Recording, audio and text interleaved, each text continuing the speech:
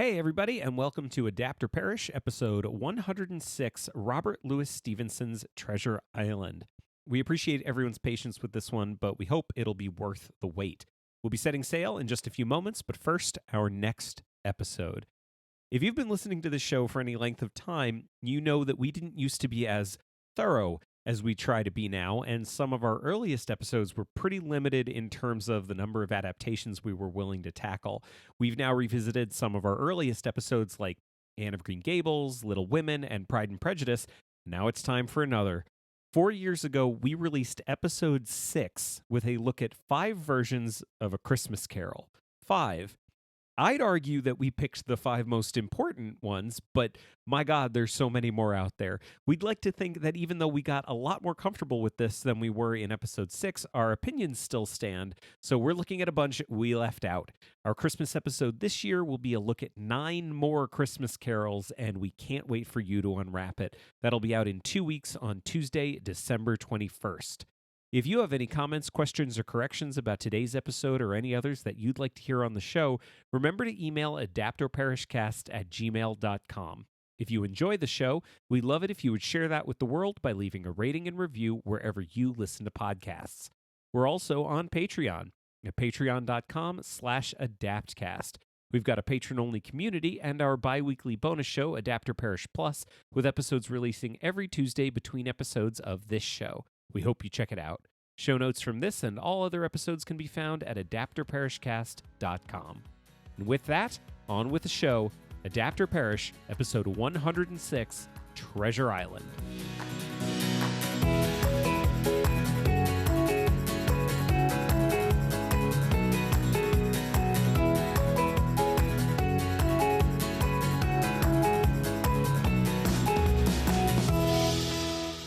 Hello, and welcome to Adapt or Perish, a podcast about adaptation. I'm Jeremy Latour. I'm Ari Lipshaw. I feel the call of the sea. Yo ho ho, et cetera, et cetera. Et cetera.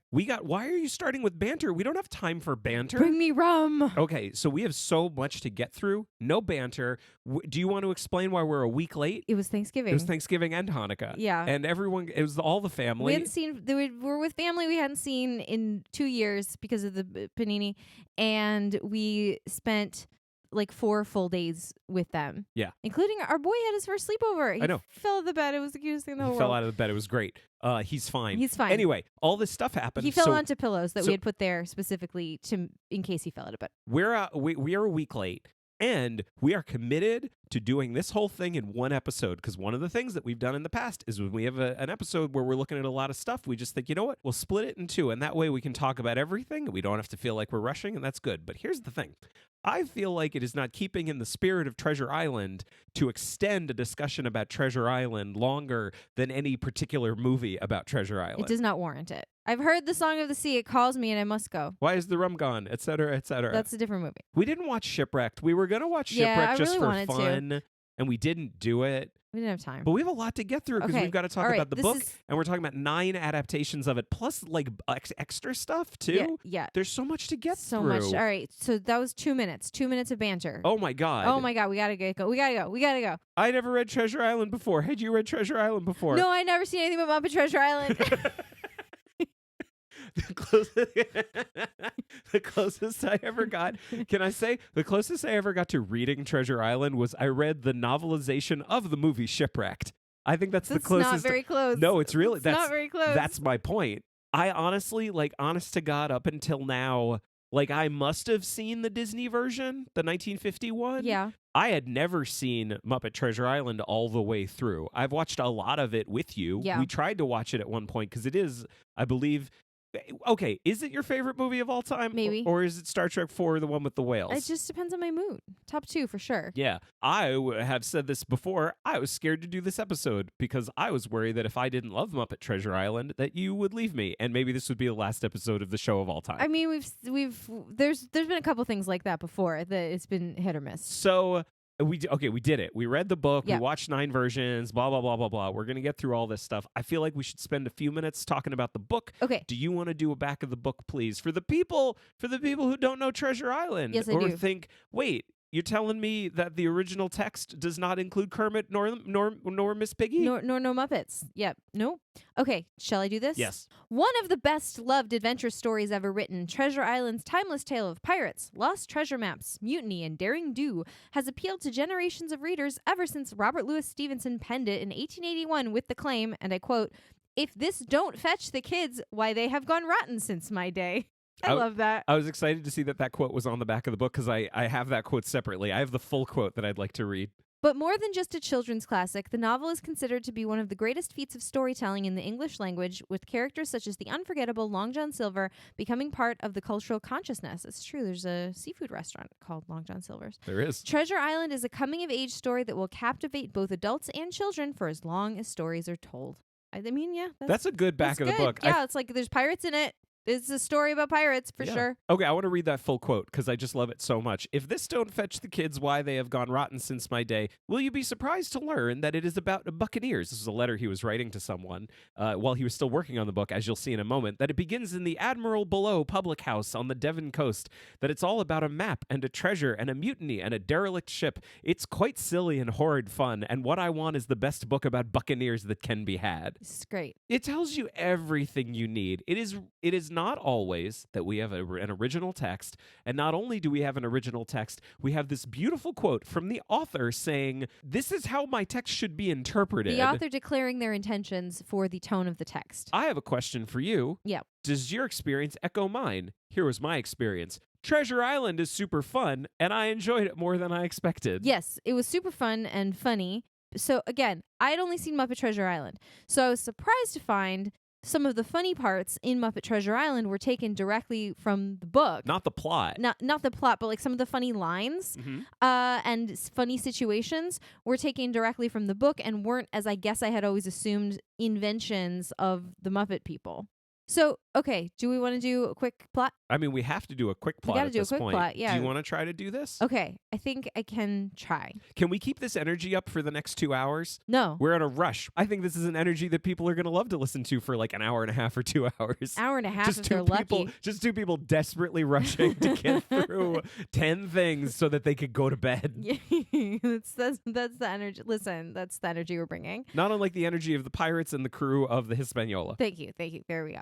Okay. So we have our main character, Jim Hawkins. He is a boy. He lives with his mother and his father, and they operate an inn called the Admiral Benbow Inn. His father's very sick and soon dies, soon after the beginning of the book. And he and his mother are very sad. They're continuing to run the inn. He dies so quickly. In most versions, he is dead before the story even starts. I don't believe he's alive in any version that we saw before the story begins. I don't believe we ever saw Jim's father, although he is alive briefly in the book. I want to say there was one, I don't but I think can't there remember. is. No. I just want to say there was one, but I can't remember which one it was. They have this guy that comes to stay with them. He's kind of rough and tumble, and they don't love him, but he like pays for a portion of his stay in advance, and they need the money. That he says they can call him the captain. Sorry, I'm checking my notes. Is this gentleman swarthy, would you say? He's rather swarthy. He's a seafaring man. And he tells Jim, hey, I picked your inn because it's like quiet and isolated, but if you ever see any seafaring men, you know, coming stomping up the pathway, you run tell me. So one day, sure enough, some naughty-looking seafaring men do show up. Oh, and also, just to introduce an additional character, there is a man in town, Dr. Livesey. He's quite high up in the social rank, and he sometimes comes to the pub to make sure, like, Jim and his mother are doing okay, and he calls the captain a very naughty fellow. Because he's often drunk and disorderly and makes people sing even when they don't want to. Oh. So one day, this mean-looking guy shows up. His name's Black Dog. He threatens the captain, who we find out his name is Billy Bones, and Jim doesn't really know what's going on. Black Dog comes to scope everything out and threaten everyone. Then a very sinister blind sailor comes, forces Jim to show him where Billy Bones is, gives Billy Bones the black spot, which is the pirate's death sentence, and says, we're coming back for you tonight. Billy Bones is it the pirate's death sentence? I thought it's just saying we the crew have something to communicate to our captain. Oh, no, the black spot is like, we're going to kill you. The black spot Long John gets the black spot later, but it's just telling him that he's deposed. Oh, well, unclear to me, because I think it's different. I think it's interpreted differently in different versions. Well, I think Billy Bones interpreted it to mean that it was death, because in his case it was, but I don't think the black spot means death. All right, okay. It's just that Billy Bones knew the black spot meant death for him. Okay, fine. So they're going to come and murder him. Why? Well, we come to find out he has a treasure map. They all serve goddamn treasure map. A goddamn for real with a treasure goddamn map. X on it, marking the spot. Yeah, so all these unsavory characters used to be part of the famous pirate Captain Flint's crew. Captain Flint took a bunch of men on shore to this island, buried his treasure, killed them all, and then left because he wanted to be the only one who knew where the treasure was. I do not know why he drew a map. For himself, so he could remember. But before he could get back to the treasure, he died in Savannah, which the text is very specific about the location of his death. And Billy Bones inherited this treasure map, but the other members of the crew didn't really know that he had it, and then they didn't know where he was. They thought maybe he had it, and then they've tracked him down. So Billy Bones up and conveniently has a stroke and dies before they can come back and get him. Jim's mother, because she's a fucking badass, is like, I'm going to go take the money that he owes me out of his chest now that he's dead. Not a penny less, not a penny more, but I'm going to go get that money. She's very businesslike about it. So they go up and start digging through this chest thinking they're going to get some money, and Jim finds the map and saves it. So anyway, the pirates come ransack the inn. I'm not really sure what happens to the mother. She doesn't really come back in the story. But Jim, they save her, and then Livesey shows up. Livesey shows up. So Jim tells Dr. Livesey, I think I have this treasure map. Dr. Livesey takes him to the squire of the town, the rich man of the town, Squire Trelawney, who confirms it's a treasure map and says, I'm going to finance a voyage. We're all going to go get this treasure. So that's like Act 1, right? We're going to go get the treasure. And just to be clear, so far, we really like Jim. We really like Dr. Livesey. We really like Squire Trelawney. We really like Jim's mom. Kind of like Billy Bones. We kind of like Billy Bones. But he's dead. We don't like Blind Pew, and we don't like Black Dog. Yeah. Oh, and Blind Pew gets killed. Run over by horses. So they go to Bristol because now then the whole story skips ahead. They know they're going to hire a ship. They go to Bristol to hire their crew. Jim's going to be the cabin boy, and they go. But before they go, they got to find a crew. Yep. They got to find a crew. Who do they find? So they've hired a captain, and they think the captain is being kind of slow at hiring because he's like asking for references and stuff, and they can't have any of that. So they find this guy that is running an inn near the docks who only has one leg, but he's very jovial, and he says, hey, look, listen, you need a crew? I can get you a crew. I can get you a crew tonight. And Squire Trelawney's like, yes, please. That sounds great. Also, would you like to come on board and be the ship's cook? And this guy, name of Long John Silver. I just want to be clear to everybody listening. My co-host gestured to me to say the name and then said the name herself. I thought we were going to say it together. I was very confused. I thought we were going to say it together. I thought I was bringing you in. I'm sorry. You've said the name. It's fine. It's can Long keep John going. Silver. It's Long John. And he's tall. He's handsome. He's blonde. He's middle-aged. Like, he's not a young man anymore.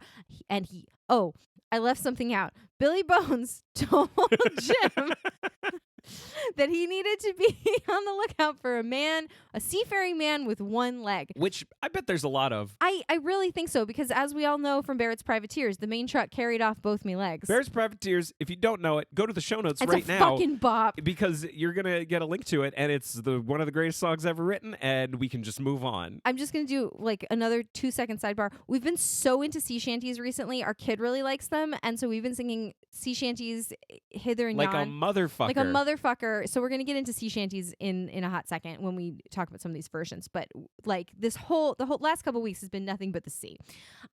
I'm getting this speeded up. Universal sign for movement. Okay. We got to maintain this energy the entire time. We need to make this as unpleasant for people as possible. The crew's on board. Long John Silver has hired the vast majority of the crew, except a couple of guys that came on with Squire Trelawney, and the captain and the first mate, who maybe is a drunkard. Yeah. And the captain's like, "Who hired this crew?" Yes, in exactly that voice. So we've got Captain Smollett, we've got first mate Mr. Arrow, we've got old Redruth, who's one of Squire Trelawney's guys. The only reason you're even mentioning him is because you love Redruth. I love Redruth. Anyone else doing a summary of this plot would leave Redruth out.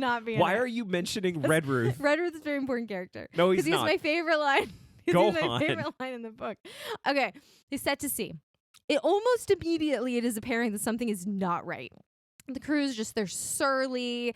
They don't trust the captain. They don't follow orders. The first mate does not do a good job. And one night, the first mate just disappears and he is gone. They think he went overboard in a storm, and it's no good. But it's just like suspicious. But Jim is making friends with this guy, Long John Silver. Like, he's teaching him all his tricks of the trade and about the sea and all this stuff. I mean, you all know how this goes. So everyone knows how this goes. It turns out Jim finds out this by accident. He's eavesdropping where he shouldn't be, but he finds out that This crew is actually all hired by Long John Silver. They were all part of Flint's crew. He has arranged this whole thing because he found out there was a treasure map that was supposed to be a secret. But Squire Trelawney kind of sucks at doing his job. Does not do a good job. And they did indeed murder Mr. Arrow, the first mate. And they are planning a mutiny. But what they're planning to do is wait until the treasure's on board and they're sailing back and then like murder the captain and mutiny the ship because they're like, we don't know how to steer a ship. What? We got to wait till we're like all the way back and then we'll mutiny. But the crew is obviously very impatient. They're like, we want a mutiny now. Like we want our money. We don't want to be treated this way. I want to do a mutiny. And Long John is having trouble keeping order amongst this crew. So that's like Act 2, right? Act 2 ends with land ho. They spot land. They're about to go up on the island. Okay, long story short, the crew. Do you mind if I take this for a minute? Why don't you take it? You want to take Act 3? You want to bring it home? I want to take Act 3. All right, bring it home. I just want to go through. You have 2 minutes. I want to go through a bunch of the things that happen on the island just so we can kind of make sure that we have an understanding of what the general arc of the plot is. Because there's different things on the island. Here are some things we find on the island. Turns out there was a stronghold. There was a place where Flint kept his men. And to the captain and Squire Trelawney and Dr. Livesey and Jim, they get it. So they have a place that they can be safe. Oh, because the mutiny has begun. The mutiny happens. The mutiny has begun. Immediately. Yeah. They find out about it and a bunch of people die and there's shooting and all kinds of stuff. A lot of people die. Pirate action, it's great. That's one thing they find on the island. Another thing they find on the island is a crazy man, a man named Ben Gunn, who was marooned there 3 years ago, and he's gone crazy. Yeah, in 3 years he's gone completely feral. And Jim makes friends with him, eating goats and berries. Like let's be clear, like this is Jim's story, so this whole thing is told first person from Jim's perspective. I have more to say about that in a second, but it's all the stuff he does on the island, except for the like 2 chapters inexplicably in the middle where Jim wasn't there, and the whole thing's told from Livesey's perspective because Robert Louis Stevenson couldn't come up with a better way to do it. Yeah. She's like, I want to show this stuff. I guess Dr. Livesey's the narrator now. Yeah. But then it goes back to Jim for the rest of it. And basically this is all about Jim becoming kind of a badass. Yeah. So he does some cool badass stuff. So like he goes out and he steals the boat and he beaches the boat on the other side of the island. He shoots a guy. In the face. He shoots Israel Hands in the head. This guy's a pirate who's trying to kill him and he shoots him. And it's a whole thing. And he gets back on the island and he finds the pirates and he thinks, oh, it's Dr. Livesey and my guys. Oh no, it's pirates. And now they've got Jim and they've got the treasure map. All this stuff is happening. There's backstabbing. Everyone's a ne'er-do-well. Everyone's a fun character. And we get to the end. Here's where the spoilers come in. Because Long John being a pirate, that's not a spoiler. You know Long John's a pirate. Everyone knows Long John's a pirate. The spoiler is that Ben Gunn found the treasure, stole it, and put it somewhere else on the island. Well, he didn't steal it. I mean, he took it. I mean, he stole it. I mean, who did it belong to? Possession is 9/10, it belonged et cetera. to Flint, but he's dead. Okay, so all this stuff happens. Most of the pirates die or get marooned, and our heroes make it back on the boat with all of the treasure and Long John Silver, who's kind of on their side again now. Yeah, he's like, listen, I saved Jim. Like, I'm a good guy now. Because he's playing both sides, so he always comes out on top. Well, Long John has a very strong motivation as a character, perhaps the strongest motivation that you might have. He does not want to be hanged. Yes. He really does not want to do that, which I can appreciate, and I think most people would appreciate not wanting to be hung by the neck until they are dead. I mean, I feel like he's an interesting character to play because you really do get to have dual motivations. Yeah. Because he does have dual motivations. Yes. Like, because he really does like Jim. Yeah. I wouldn't say that's his motivation, but like he wants to be rich and he also does not want to be have a hanging done unto him. Yeah, I mean, I feel like sometimes, when a bad evil character says like, in their sort of monologuing motivational speech, I got a powerful fear of hanging. They're sort of speaking ironically, like, I won't be caught. In this case, he means it literally. Like, I am literally very viscerally afraid of the hangman's noose. That shit is serious, and pirates get hanged all the time. I don't want to be one of them. Literally called Execution Dock, as we know from the sea shanty Captain Kidd. Yeah. Sea shanty number 2. My name is Captain Kidd. Real sea shanty, though. That's a real one. That's a great Bears one. Privateers is a fake sea shanty. Yeah. Oh, all right. Never sung by anyone on a ship. Captain Kidd's great. Anyway, so that's all the stuff. And it's Jim's story, and he does all these cool badass things. They end up getting the treasure, and they make it back, and Long John just slips away one night with a bag of the treasure. And I love how it's written because basically it's one of those things where you realize the book is coming. You're at 98% like on the Kindle, and you're like, how is it going to end? And it just ends very quickly, and Long John gets away with a bag of the money, and they basically are all like, well, that was a cheap way to get rid of a guy we didn't like. They're like, 300 or 400 pounds is cheap to get rid of him. Totally fine. Surely Surely he'll surface again, but he never does. But what a fucking banger. It's a banger. This book is great. It's so much fun. It was originally titled The Sea Cook, A Story for Boys. It was serialized from 1881 to 1882 in Young Folks magazine. There it is. All of this goes back to the quote. This is a book for kids. Yeah, I'm going to write a cool, fun book for boys. And like, it's just a badass fun book, and it's great. One of the things I said I was going to get back to it, I love how it's written in the first person, but that doesn't matter. Yeah. It literally means nothing that it's in the first person. Like, we've read books before. Someone reached out to us. They wanted to get our opinion on like things that have been adapted that are told in the first person. Mm-hmm. And one of the ones that I remembered was The Handmaid's Tale. Yeah. Which is like viscerally first person. Yeah. And one of the best versions of it really embraces that and has the main character narrating, so we actually get inside her head. And the worst version was the one that like completely excised that, and you have no idea what's going on inside her head. Yeah. This is kind of on the opposite end of the spectrum, where it's in first person, but that doesn't matter because all Jim does is tell you what happens. Yeah. He doesn't tell you anything that's going on inside his head. In fact, like when he slips away to row out to the ship to steal it, he literally says something like, "I don't know why I did this. I just thought it seemed like a thing to do." So we're getting no insight into anything. Yeah. It's just first person because it is. And I love one of the things I kind of, while I was reading that, I went into all of these going like, if we see any that has narration in any way, they fucked up, because that's not the point. Yeah. That's not the point. And we saw like, I think there was one. Yeah, maybe one. Right? But what a fun book. Super fun. Do you want to move on? Yes. Okay. We're starting with 1934. Now, one thing I just want to say really briefly here at the beginning, there's so many versions of Treasure Island. There's so many. We're doing 9. We might have been able to find more. Yeah, we had to stop. Yeah, there's a ton of that are like lost, so we can't find them at all. There was multiple like silent versions of it. There's so many. The one that we couldn't watch that I was really bummed about is Orson Welles did one in 72 where he played Long lost John forever. and like I guess it was on VHS. I don't know. I couldn't find it. We could not find it. And it bums me out. It's so fine. we've picked 9. 9 is a good number. And the one we're starting with is 1934. So this was directed by Victor Fleming. This is the movie he's most famous for. He did a couple of other smaller ones that I don't know if you've heard of. Gone with the Wind and The Wizard of Oz. Okay. I don't know if you know those.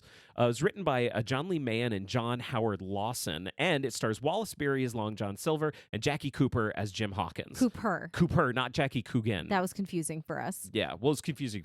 Yeah, it was confusing. It was for confusing. us. Yeah. But Jackie Cooper, who I know, he's Perry White in the Christopher Reeve Superman movies. I only know him as an old person, but in this one I saw him as a kid. But he's got the same face. It was very strange. Yeah.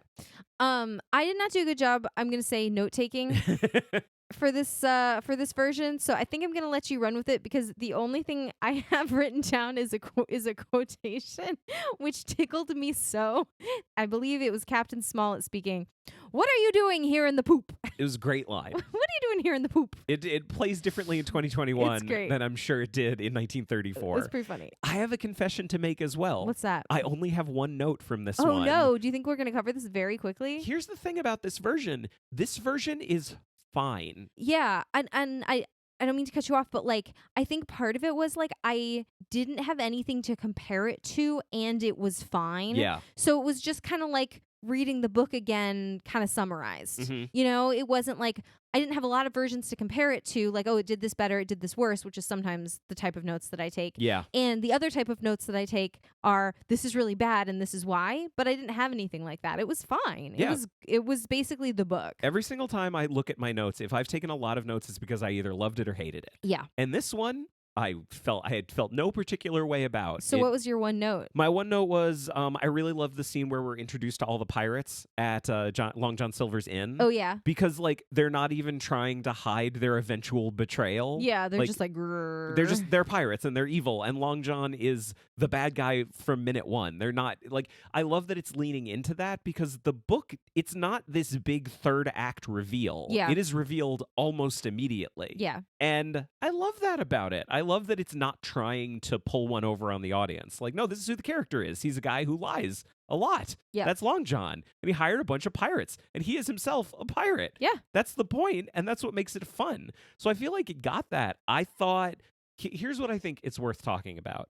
The cast is fine. Yeah. Jackie Cooper as Jim Hawkins. He's fine. He's fine. He starts a grand tradition of tiny American boys playing this British youth. Yes. What's the line he says constantly? On my word. On my word. Yeah. Is that what it is? I think so. Upon my word. Yeah, he says it a million times. He's shocked at everything. Also, grand tradition of little Jim Hawkins is having really bad wigs on. Yeah, his hair's never good. His hair's never good. It's always a bit of a disaster. Yeah. He's one of the younger Jim Hawkinses we get. Yeah. Like Jim is one of those characters where I really feel like, yes, textually he probably is a very specific age. Yeah. But you can kind of do whatever you want. He just needs to be naive. Yeah. I mean, we got every age in these movies from about 11 to about 18 or 20. Yeah. You know, like everywhere from like an actual boy to like a lad. You know, like a young lad. But interestingly, and we'll get to it, like one of the ones where he's portrayed as older, I actually thought did the character really well. Yeah.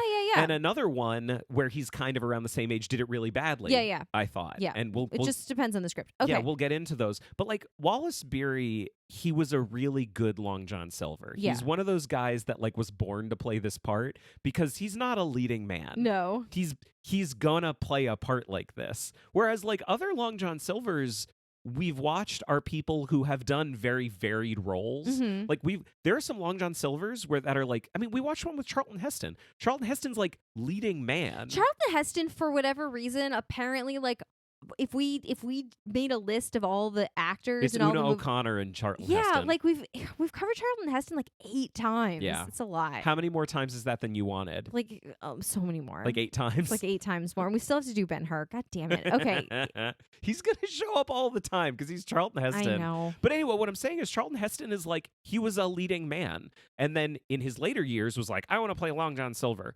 Wallace Beery is like, I can really only play characters like Long John Silver, so please I'd like to be in this movie. Yes. He and Jackie Cooper did a bunch of movies together. It sounds like they were kind of a team a little bit. That's cute. So there's like a cute thing going on with this. It's a fun movie. It is perfectly inoffensive. It does the story in a very straightforward manner. I don't feel like it added anything to the mythos. Yeah. I wouldn't say here is the thing that I feel like we were constantly looking at is like, is it iconic? Because the thing about Treasure Island, as far as pirate stories go, I feel like it's not controversial to say that it's the iconic pirate story. Oh yeah, I mean this story invented like the pirate with the peg leg and the parrot. Like, right? This story invented that. Yeah. You know, like when they were making Lord of the Rings and they were like having a discussion about whether it was cliche to have like the wizard with like the pointy hat and the long beard, and someone was like, no, this invented that. That's where this comes from. Yeah. Like, it's not, like, maybe it's cliche, but, like, we still have to do it. This story invented that. Like, if you go into this going, like, here's the deal. I want to do pirates, but, like, I want to do pirates in a way that isn't, like, arr, me hearty. Like, if that's your thing, don't do Treasure Island. No. That's not the point. This is the pirate story. This is our me hearty. And so we're looking at all of these going, like, are they iconic? Yeah. And this one, I don't know. I don't think it's iconic. Yeah. But I don't think it fails. Yeah. I think it succeeds. I think it was a fine version of Treasure Island, and if it was one of the only ones we ever got, it would be a fine movie. And it's one of those ones where I always look at it and go like, is this someone's favorite version of Treasure Island? It probably is. And it probably is a lot of people's favorite version of Treasure Island. And I'm not going to fault any of those people. It is a fine Treasure Island to put to mark an X as your favorite on the map. Yeah. Moving on. I feel like something doesn't feel right. We didn't spend enough time talking about that one. 1950. All right, let's move on. There's a reason that I brought up the idea of being iconic. Let me backtrack for a second. I must have seen this when I was a kid. Did you have a similar feeling? No, I don't think I ever saw it. Never did? No. I mean, it's Disney's... Yeah, no. It's Disney's I know. Treasure Island, right? Well, I'm saying that for everybody. Yeah. It's Disney's Treasure Island. We've watched a lot of things where there was like a Disney version from the 50s. Robin Hood. Yeah. Okay. The Robin Hood from the 50s, it was a perfectly serviceable Robin Hood. Yep. It was far from an iconic version of Robin Hood. Sure. I would say almost every other version we watched was more memorable because I can't really remember Robin Hood and His Merry Men, which I believe it was called. Yes. What a delightful surprise to watch this and get to the end and go, okay. This is the one that they will all be weighed against. Like, not only was it good, how could it possibly be anything but the best one? Yeah. I mean, I did something with this that I don't believe have ever done in the whole time we've been doing this podcast, like nigh on 4 years. I know I've done it once or twice. I've never done this. Yeah. Because I'm usually pretty sick of everything. I was at home and you were out. And I was like, you know what? I wanted to turn on something to watch. And I was like, you know what? I would really like to watch that 1950 Treasure Island again. And I watched the whole thing again. Yeah. Just for fun. Just for the joy of it. Just not because because I felt like I needed to refresh my memory or anything like that. Just because I was like, you know what I really want to watch right now? 1950s Treasure Island. It is it's so good. So good. Directed by Byron Haskin. He's one of those guys that I really love. He's a special effects guy. Like, he wasn't like a big director. He did a lot of stuff. They took this version of the character pretty far because this was 1950. Then in 1954, there was an Australia-produced version of Long John Silver, a sequel, also directed by Byron Haskin, also starring Robert Newton as Long John Silver, who plays Long John in this one. And then they did like a couple dozen episodes of a TV show. Oh, okay. All with Robert Newton as Long John Silver. So they were like, all right, we got to profit off this guy. He's amazing. And the thing is, he is amazing. Yeah. Robert Newton, and luckily it's not his first time on the show, so we've seen this guy show some levels because he showed up in Les Mis because he was Javert in that the Michael Rennie version of Les Mis that we watched. Right, okay. Where, like, if it wasn't for the fact that the writing made him a weak Javert, he would have been one of the best Javerts we saw. Yeah. But they kind of didn't understand the character. But the problem wasn't his performance. The problem was the writing. He was amazing. So what a delight to find out that he's also amazing in this. And he was one of those guys who just, he burned too bright and burned out and died in his 50s. Oh, God. Because he lived hard. Lived hard and played hard. Lived hard, played hard, drank a lot, and had died of a heart attack. Lived a good life, not a long life. Like, my God. What is it? Here for a good time, not a long time. There it is. I feel like we could go on at length about him, so maybe I'll just back up for a second. Say a couple other people. Bobby Driscoll is Jim Hawkins. If you recognize his voice or even how he looks, he's Peter Pan in the animated Peter Pan a few years later. And you know what? He's fine. He's fine. Again, American kid playing this young British character. I don't feel like it's necessarily worth going through the whole cast because, like, everyone does exactly the job that they need to do. They are all so good. And one of the things that was so good is that the script is fantastic. And the script really understands that, like, scenes need to be scenes, and characters need to have motivations in scenes. And I feel like a really boring version of Treasure Island that you could do is like, oh, Dr. Livesey and Squire Trelawney, they're basically the same character. They're just an older guy who is on the ship with Jim. Yeah. They serve the same purpose. This one is like, no, they are vastly different characters and they have different motivations. Yeah. And they care about Jim to different degrees, and they want the money to different degrees. So every scene they're in together, they have different motivations. It's just a well-written, fun movie. Yeah. I mean, I also did not take many notes on this one because I was just entranced, but the one note I took is really bopping along. Yeah. I actually took a lot of notes on this one. Yeah. But, like, my biggest thing was Robert Newton's perfect. Yeah. Yeah. I mean, again, this became very apparent that this was the standard by which we would be measuring both all Long John Silvers specifically and all versions of this movie. And I think you pointed out, like, if Long John Silver doesn't say young Jim Arkins, like, I don't want to know about it. Well, like, apparently this was a big thing. So Robert Newton is from, like, the West Country. Yeah. And so that was his big contribution to Long John Silver, was having a West Country accent. Yeah, yeah. And that's why, like, he was so iconic that, like, to me, that's the pirate accent. Yeah. Arr. It's not super worth bringing up in the context of Treasure Planet, but, like, the Treasure Planet, he's got like an Irish accent. Yeah, something like that. It does nothing for me. Yeah. It does absolutely nothing for me. And that's no one's fault other than Robert Newton for being so good and so iconic as Long John Silver. Yeah. I love that West Country pirate accent. Yeah, it's great. It's great. It's really, really good. Like, what's the line we kept looking for after this one for all of them? Then that I'll be the lucky ones. Right? Like, that shot is perfect. Yeah. It is perfect cinema. I would hold it up against anything. Any line in any movie you want to put out, I'll make him an offer he can't refuse. I'll see that and I'll raise you them that I'll be the lucky ones. My God, he's fantastic. It is everything that cinema can do. It's one of the best close-ups I've ever seen in my entire life. It's an amazing performance. God damn, it's amazing.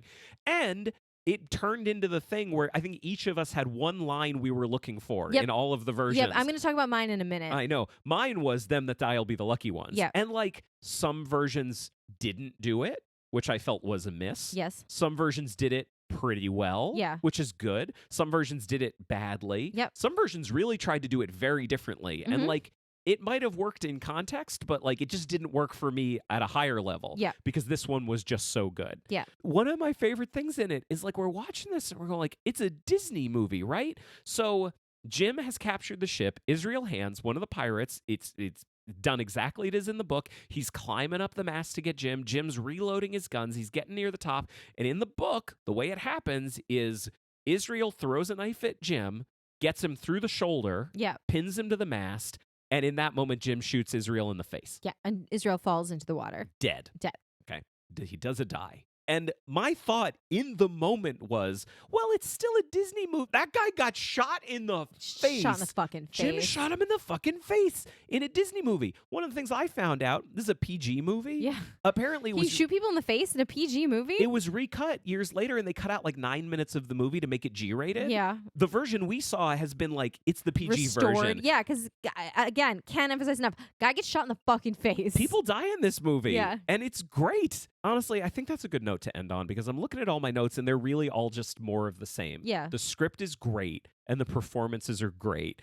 And it's just doing what the book needs to be adapted as, which is an adventure story for kids. Yeah. And it's real fun and iconic.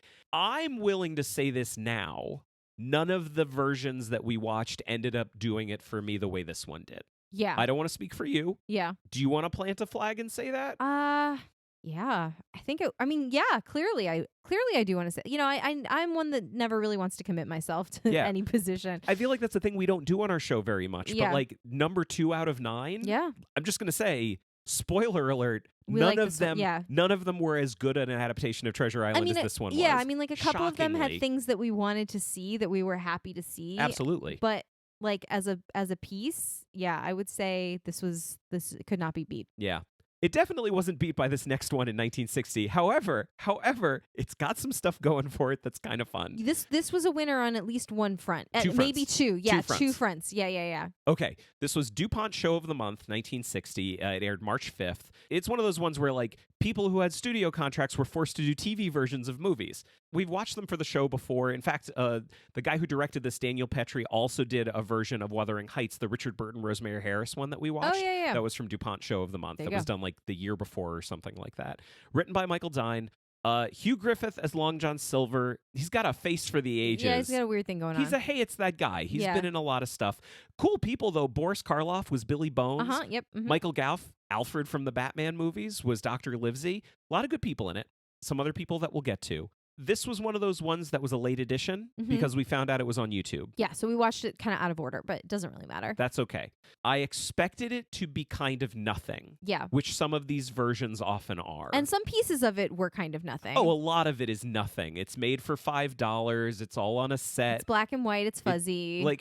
Jim is very old and kind of nothing. Yeah. He's nothing. He's honestly, like, if this version succeeds, it's not because of Long John Silver. Like, Hugh Griffith is fine. Yeah. What are the 2 things that this version has going for it? First of all, the soundtrack was a bop. It's amazing. It's the best one. There's so for a movie and a text that is set at sea, there was a shocking dearth of sea shanties in any of these other than this one. There were like 3 or 4 like amazing sea shanties. They did South Australia. Mm-hmm. They did a couple great. They do 15 Men on a Dead Man's Chest in most of them because that's in the book because that was Flint's song. That was his only song. 15 Men on a Dead Man's Chest.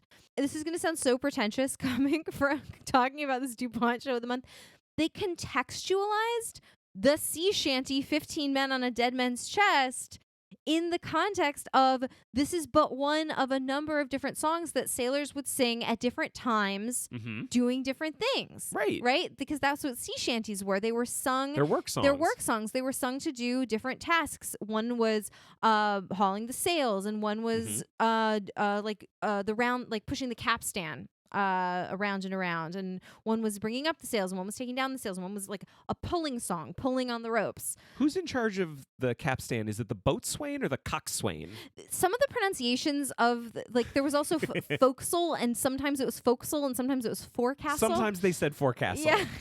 Let's be clear. Forecastle, bosun, coxswain. Yeah. I know how it's actually pronounced. Yeah, it was pretty funny. So anyway, like really kind of amazing songs in this one. And real musical bona fides as well. Yeah. This is one of those ones where like they went, it reminds me of like Inside Llewyn Davis. Yeah. Where like someone who was heavily involved in the folk music soundtrack was Marcus Mumford. Like someone with real like music bona fides. It wasn't just a music director. You know, they actually brought someone in. This had the same kind of thing. They got the Clancy brothers and Tommy Makem to do the music for this show. Yeah. And they're like, that's like it's like legit guys. New York City folk music royalty. Yeah. You know, like this real shit. And Tom Clancy, one of the Clancy brothers, not the author. Not Hunt for Red October, but he played Israel Hands there you in go. it. Like that's real shit. Yeah. It is worth watching. If only for the fact that the Clancy brothers do the music for it and one of them is in it. Yeah. Because that's kind of amazing. Yeah, it was super fun. But what's the other thing? So we're watching it, and Ben Gunn comes on. Ben Gunn, if you recall, the Maroonie, the wild man that's been living on the island for anywhere from like 3 to 10 years in any of these versions. It's 3 years in the book. Enough to go a little crazy. Yeah, enough to go a little crazy. And we're watching this, and I turned to you and I was like, is it just me? Is Ben Gunn super gay in this version? He is the gayest Ben Gunn. He's the campest Ben Gunn, the campiest Ben Gunn. He's so funny, and he's just like dancing around like, woo, and like he's hilarious. But he's doing that very British, campy, gay, 1960s Quentin Crisp acting thing. Like where you call everyone darling. You know what I mean? You said to me, wait a second, do you know who this is? And I said, no, this is George Rose. And it all made sense to me. George Rose... Can I play it? Just a quick line. Yeah. Go for it. Oh dear, you'll never know the nights I've laid awake on this God-forsaken island, lusting for a bit of toasted cheddar cheese. Shh, quick, mum's the word. Evil! Like it's not cheddar cheese that this guy's been lusting for. That's not the line. No. That's not the way he's saying the line. So good. I guess this is maybe another deep cut. If anyone like me, this is again another Pirates reference. If anyone like me is a big fan of the 1980-1981 Pirates of Penzance that they did at Shakespeare in the Park with Kevin Kline and Linda Ronstadt that was filmed, George Rose plays the Major General. The one who sings... From what I remember, he's a fairly modern Major General. Yeah, the one who sings the Modern Major General song. Yeah. And by the way, how much did I impress you that day that we were driving? You knew that the whole I knew the thing. Whole you song. knew the whole song. I sang it in high school. Yeah. And still remember it. And he's so good in it, and I know him from the soundtrack of that, and they also filmed it for TV. And in mid-pandemic, went through a period where I was just watching old Tony Award shows, like from the 70s and 80s, because they're all on YouTube, like the full show. And I was like, it's one of my favorite phases you've ever gone through. It was really entertaining for really me. Fun. And like I kind of noticed like he was in one year, but not the other. And I was like, oh, whatever happened to him? George Rose, like, is he still alive? Like, he couldn't be. Are you all ready? Are you all ready to strap in for a fucking bummer? This is a fucking bummer. He got murdered. He got murdered by someone that he maybe a young man that he maybe hired for sex. Like the circumstances are not like super clear. The circumstances of how exploitative he was being of. This is our fun Pirates episode of for people kids. Are not super clear. Like maybe not great. I could not say. I was not there. He did get murdered potentially by a young gentleman that he did hire to have sex with him. So like who knows? We weren't there. You weren't there. You can't know. So that's not fun. But what is fun is it's an amazing transition. Is his performance in this movie, or rather this TV episode, DuPont Show of the Week, Treasure Island, as the gayest Ben Gunn of all the Ben Gunns. He's so camp. He's so delightful. Like, I'm not even going to say it's a good interpretation of Ben Gunn. It's actually not really very good, but it's so good. It's not an accurate interpretation, but like it is one for the ages. This one just ended up being worth watching for reasons I never expected. Yeah, it was unexpected. And like we love the unexpected. Everyone should watch it. It's not that long. And if you like, Karloff is a really good Billy Bones. George Rose is a great Ben Gunn, even though he's a really bad Ben Gunn. And the music fucking slaps. Yeah. It's so good. What a delight. All right, we got to move on to the anime. Can we please keep this brief? Oh my God, as brief as humanly possible. All right, here's the deal. One of our listeners made us watch this. I have a grudge against this listener forevermore because we would not have watched this but for the fact that someone directly contacted us. We love all our listeners. No, it's fine. This is not the forevermore. It's not the first time this listener has done this. We have this listener Alex. We have an anime. I'm putting Alex out there. Alex is our resident anime expert and always lets us know when there's an anime version, which is great because sometimes we don't know. Sometimes we don't know, and then we usually end up trying to watch some of them. So like, I think we didn't know about. I think it was Les Mis. We didn't know about the anime. I don't remember what it was. We had like a whole conversation Yeah, about I think it might have been Les Mis. Anyway, as they're wont to do, Alex clued us in to this anime version of it. Now, here's the thing. There were 26 episodes of this show produced from October 78 to October 79. We did not watch all of them. We did not watch any of them. We did not watch any of them. We Yeah, did yeah, not yeah. watch a single one of them. We did something worse. They were directed by Osamu Dezaki. It was written by Haruya Yamazaki and Yoshima Shinozaki. Now, here's the thing. We watched it in the worst way because we watched the recut movie 88 minutes. that was released in 1987, English dub of this. So it's a 26-episode TV show cut down to an 88-minute movie and all dubbed. It was so bad, guys. Clearly, this is not the way to watch this. Everyone agrees this is not the way to watch this, but we thought this is the way we want to watch this. And it is a piece of crap. It is not good. But, let me be serious for a second. Let me bring it back. I saw some things in it that looked like they probably would have been good in the show. For example, can I throw out a good thing? Sure. Long John looks great. Oh, he's handsome as anything. And this is the thing we see consistently. We saw it with Anne of Green Gables. We saw it with Les Mis. We saw it with A Little Princess.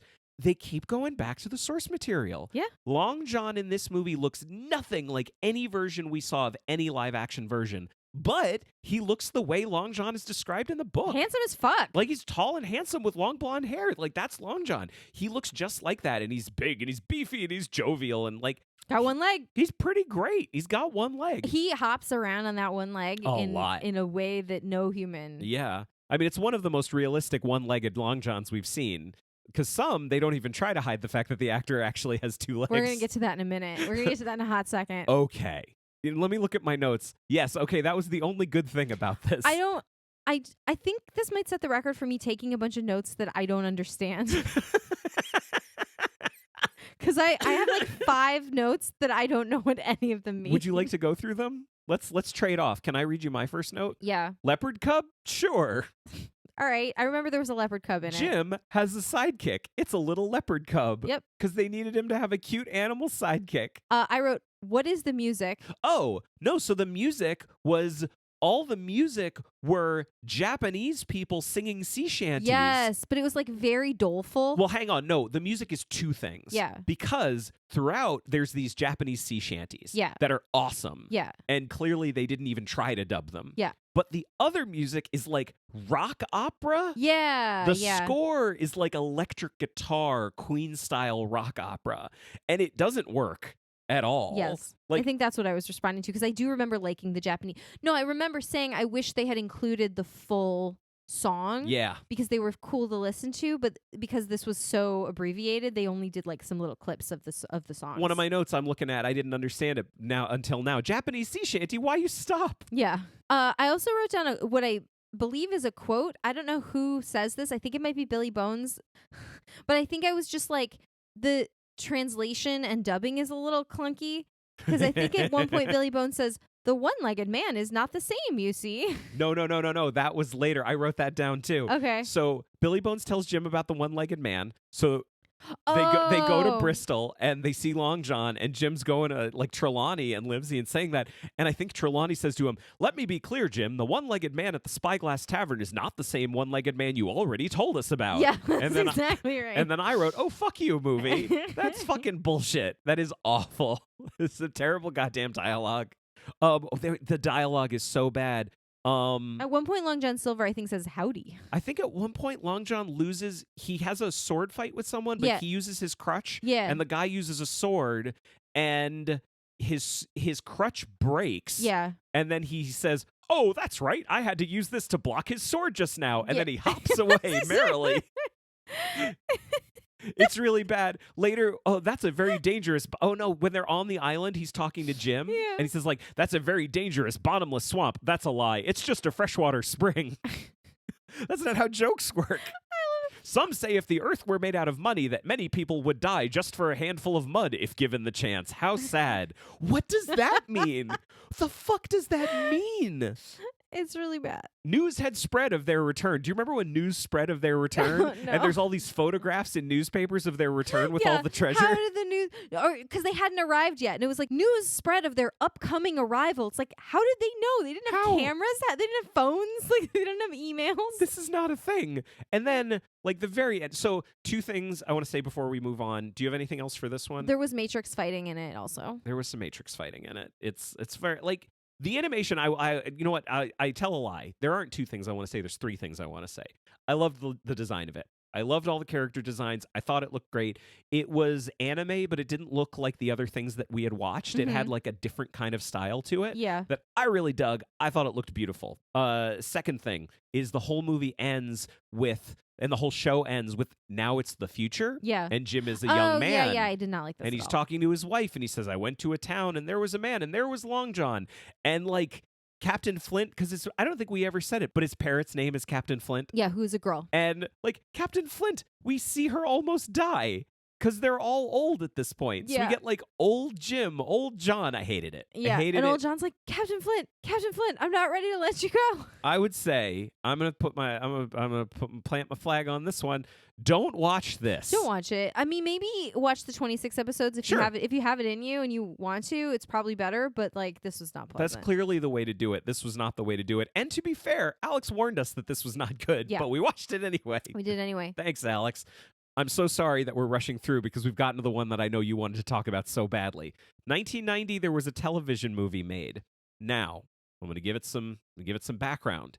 It was written and directed by and starring the same team who brought us The Crucifer of Blood, which was one of the worst versions of Sherlock Holmes that we watched when we did our big Sherlock Holmes mega episode. By the way, I will just say it now. Someone reached out to us to ask us, like, I couldn't find part 3 of Sherlock Holmes. We didn't do part 3. That's because we never did part 3. 2022 is going to be the year of Sherlock Holmes part 3. I'm saying it now. I mean, you just put it out there. I put it out there. Now. It is going to happen. We're going to figure out how to do it. Anyway, one of the worst things we watched, because it was written and directed by Fraser Clark Heston, starring his dad, Charlton Heston, as Sherlock Holmes. Miscast as all hell. It was terrible. Was that the one that had the really old Watson and Jane from Pride and Prejudice? Yes. Yeah, that was not good at all. And the super racist Chinese makeup. I just remember like Watson being really gross. Yeah, it was bad. It was not good. And Jane's like, she's the villain? She's the villain. Yeah. It's terrible. Susanna Harker is her name, by the way. Yes, we probably should respect her enough to say her real name. To say her name. Okay. They made Treasure Island, starring Charlton Heston as Long John Silver. And if that was the only thing we knew about it, I would have thought, you know what, my expectations are super low. Yep. But then I found out more about it before we watched it, and I found out who was in it. Because I'll save the best for last, but Oliver Reed is Billy Bones. Mm-hmm. He's fucking great. Christopher Lee is Blind Pew. He's fucking great. Julian Glover as Dr. Livesey. I love Julian Glover. If people don't know Julian Glover, he's the guy who chose poorly in Indiana Jones and the Last Crusade, and he's also in Game of Thrones, because everybody's in Game of Thrones. Yeah. It's got a great cast. James Cosmo, also of Game of Thrones, plays Red Ruth. You have nothing to say about Red Ruth, We're going to right? talk about Red Ruth in a minute. Keep going. You're going to give your TED Talk about Red Ruth? Yeah. But, most importantly, Christian Bale as Jim Hawkins. Yeah. That's not nothing. It's not nothing. In 1990, this is great. It's peak teen Bale. Yeah, old teeth Christian Bale. Yeah. My expectations were super low. Yeah. How surprised was I to find out that this was actually super competent and flawed in a couple of big ways. I mean, but on the whole, pretty good. This was pretty good. I can't go with you. That's okay. I can't okay. go with you. You agree that it was flawed in some really big ways? I agree that it was flawed in some really big ways. Competent is not necessarily. There were some moments in it that not only did I really like, but were from the book, and I didn't see in any other version, and I was mad that it was this version because I hate Charlton Heston. Yeah. Can we just talk about the elephant in the room real quick before we move on? Is it Charlton Heston or Red Ruth? It's Charlton Heston. Okay, go on. Charlton Heston has 2 legs.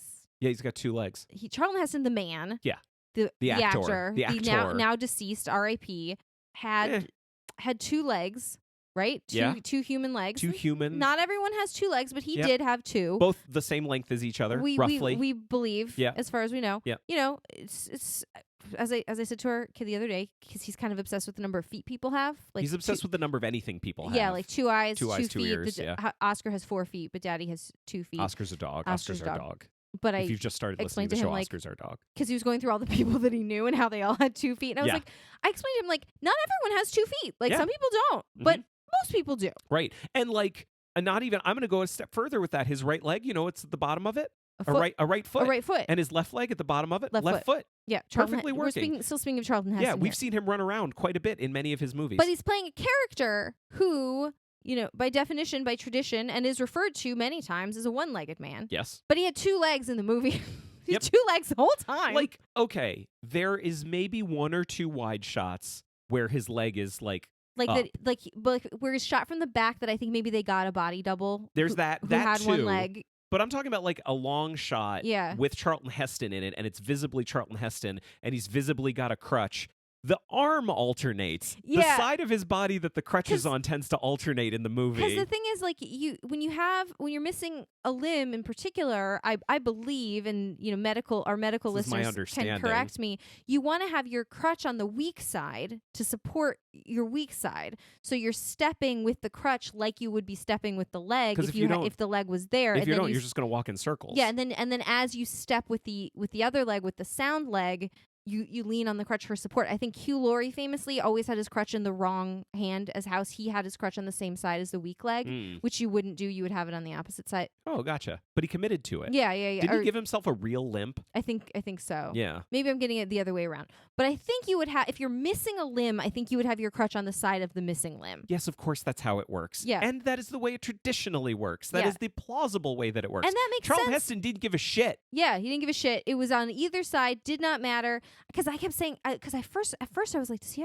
just have his crutch on the wrong side? I was confused about the side his crutch was on. And then I was like, okay, well, we need a closer look at his leg. And that was when I realized they never showed it. Almost never. It was crazy the lengths they went to not to show him only being... just to shoot him from the waist up. Not to show his legs. Yeah. And the thing is... Or to have someone sit in front of him, or like, it was like hiding a pregnancy on a sitcom. He always had like a big folder or like a big bag. This was the season where he wore a jacket the entire time, right? Even though Starfleet uniforms don't have jackets, but they gave B'Elanna one anyway. Yeah. Anyway, someone knows what I'm talking about. Actually know what we'll get to Voyager one day. Yeah. The thing is, I'm just going to throw this out there. I think I've actually become pretty good at watching an actor shot from the waist up and being able to tell that they are just walking with 2 legs. He's just walking with 2 legs. He's not even trying. He's not even trying. Not even at all. And like, whereas with the Crucifer of Blood, I was angry at everybody. Yeah. This one, though, I kind of felt for his son as the director of this. Because he was very competent, as you said, in other shots, particularly those that Long John was not in. Yeah. Like, everything up until Long John, I actually thought this was really good because Oliver Reed is really good. So good as Billy Bones, and Christopher Lee is so good as Blind Pew. It's good up until that point. Mrs. Hawkins is really good in this, too. Yeah. But then Long John shows up and the whole thing takes a dive because Heston's not good. Yeah.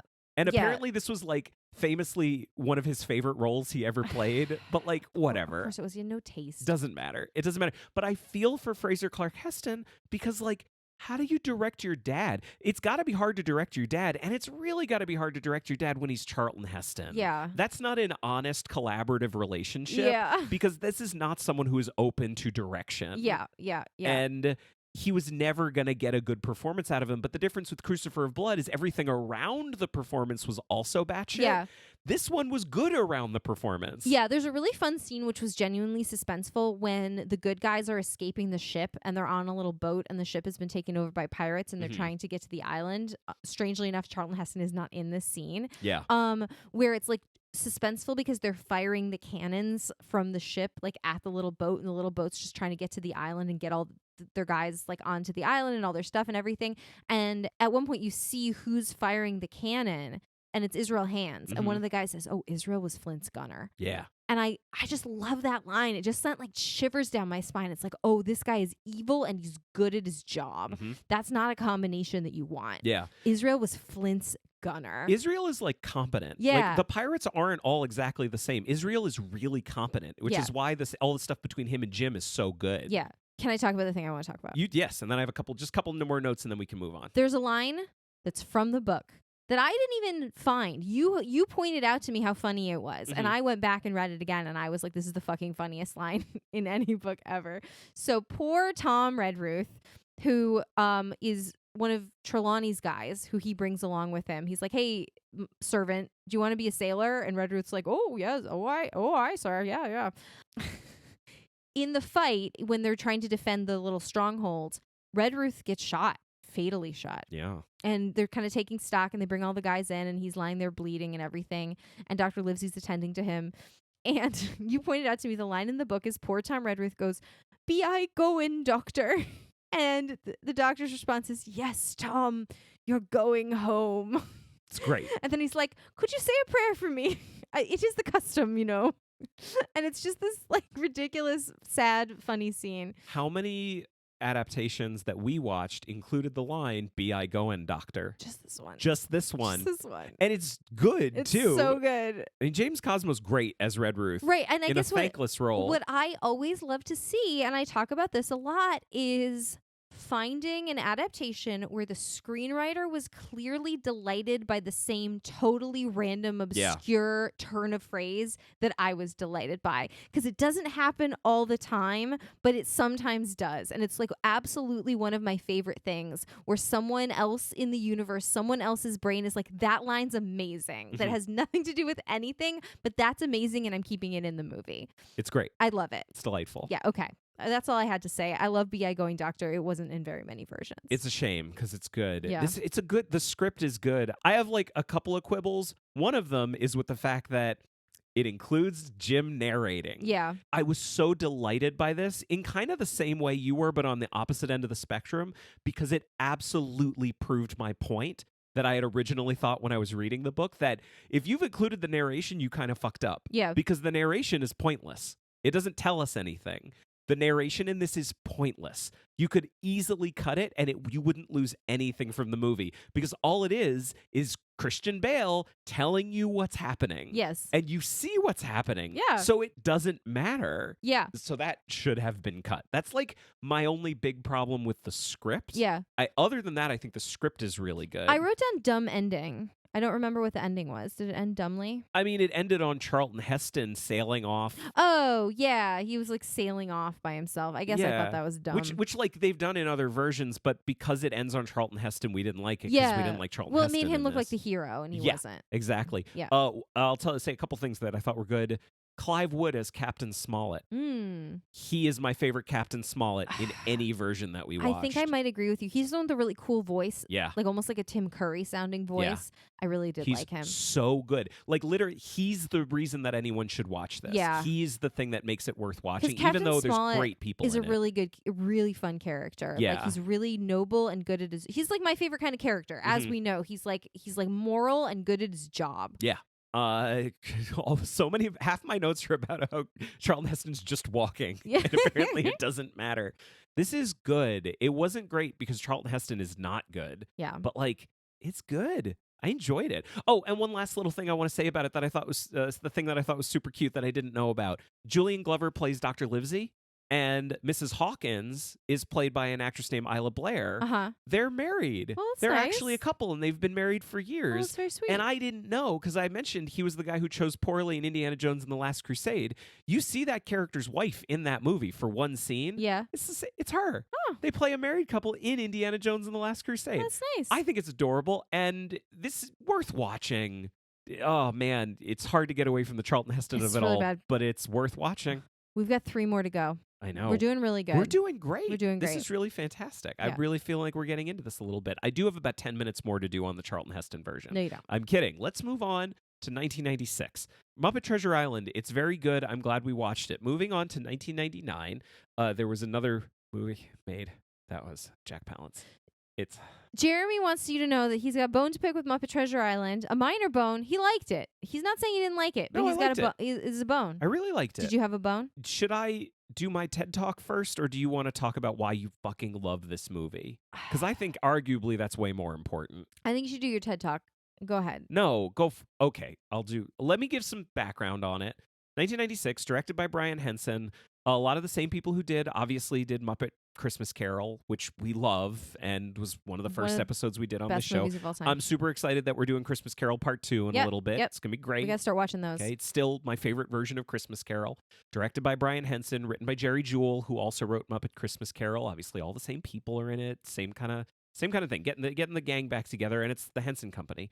There are a few other people who were involved. The script was written by 3 people this time. Jerry Jewell, who, as I said, wrote the Muppet Christmas Carol. Kirk R. Thatcher and James V. Hart, both of whom are interesting for different reasons. James V. Hart co-wrote Hook, Bram Stoker's Dracula, and Mary Shelley's Frankenstein. So an adaptation master. Especially of this era. Yeah. Right? And pirates. Yeah.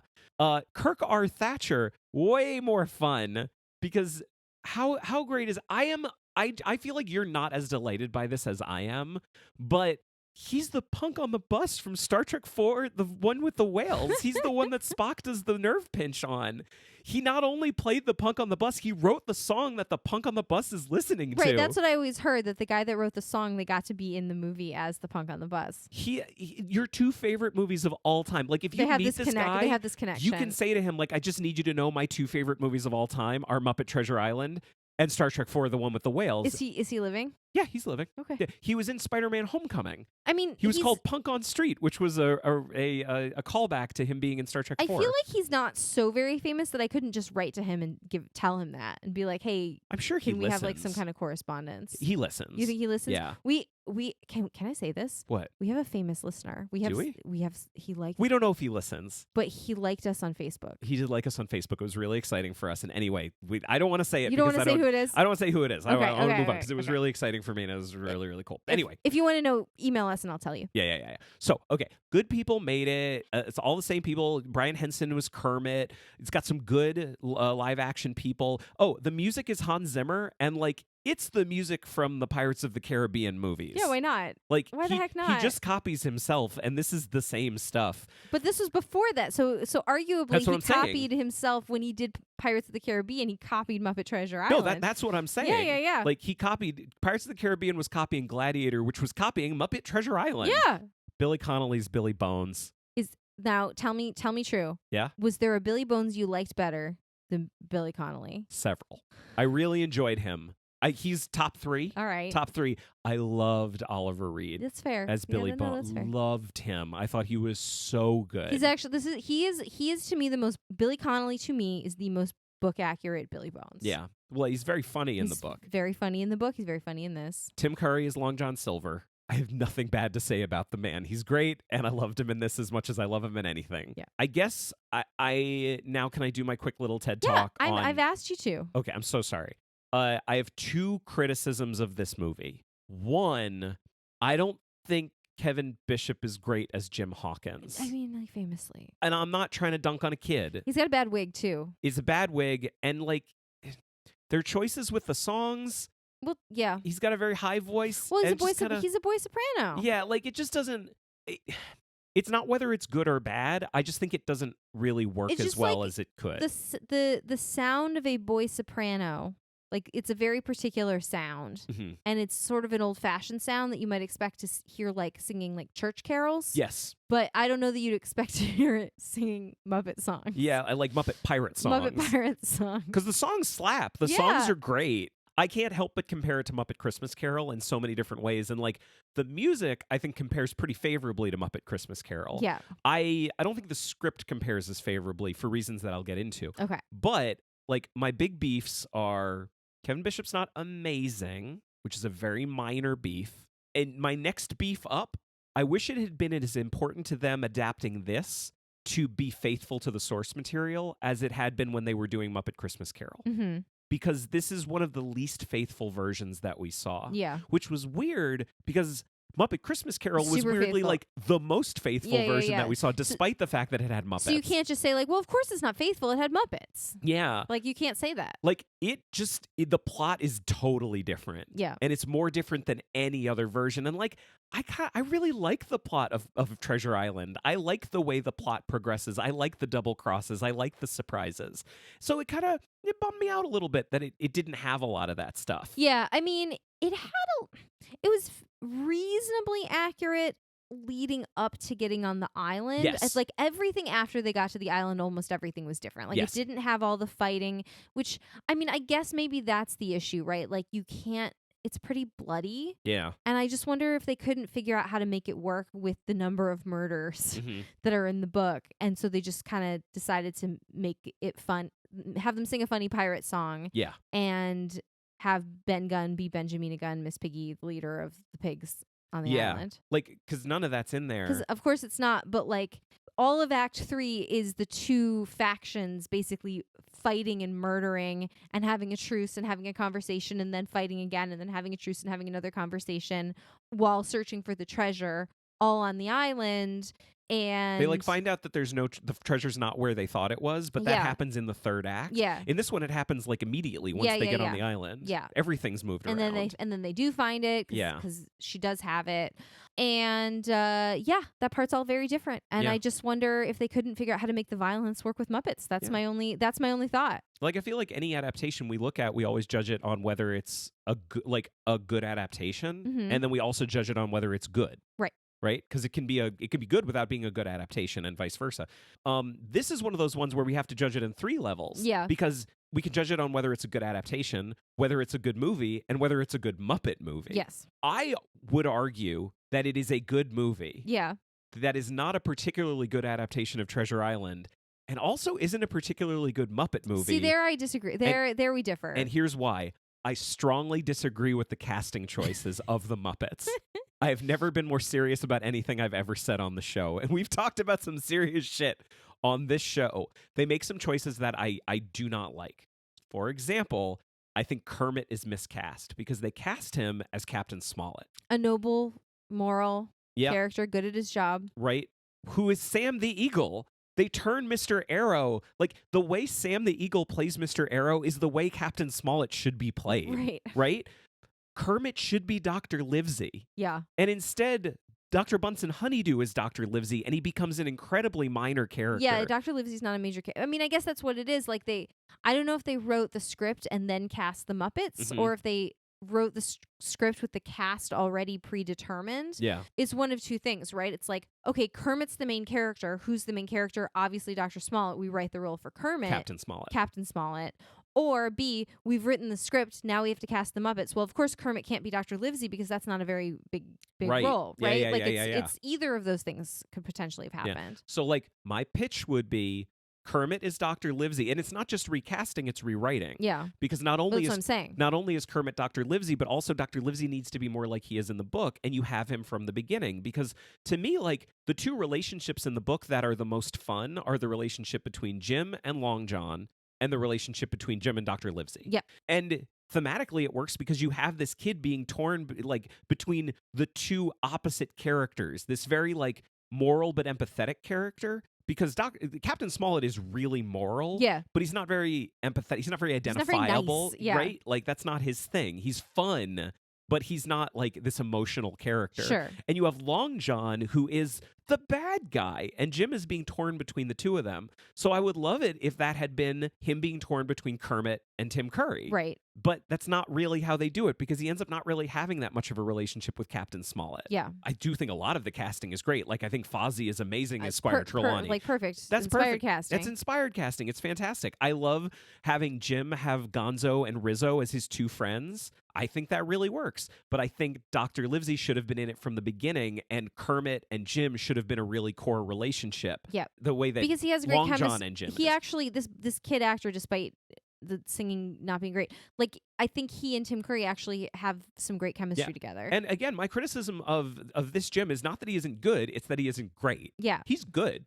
So, like, this is a whole thing. I don't think the stuff with Miss Piggy works. Yeah. Another thing that I would have been interested to see, even though I do think Fozzie was great as Squire Trelawney, is make Piggy Trelawney. So you have Kermit as Livesey and Piggy as Trelawney, and that way they get to be together the entire movie. That makes sense. Like, the Muppets are never going to do that, though. Like, I feel like the Muppets are very, like, not into, like, gender switch. Well, I guess... But they did. They did gender switch. They did gender switch, but they made her... She's not playing a guy. She's not playing Ben Gunn. She's playing Piggy. She's playing Piggy. Yeah.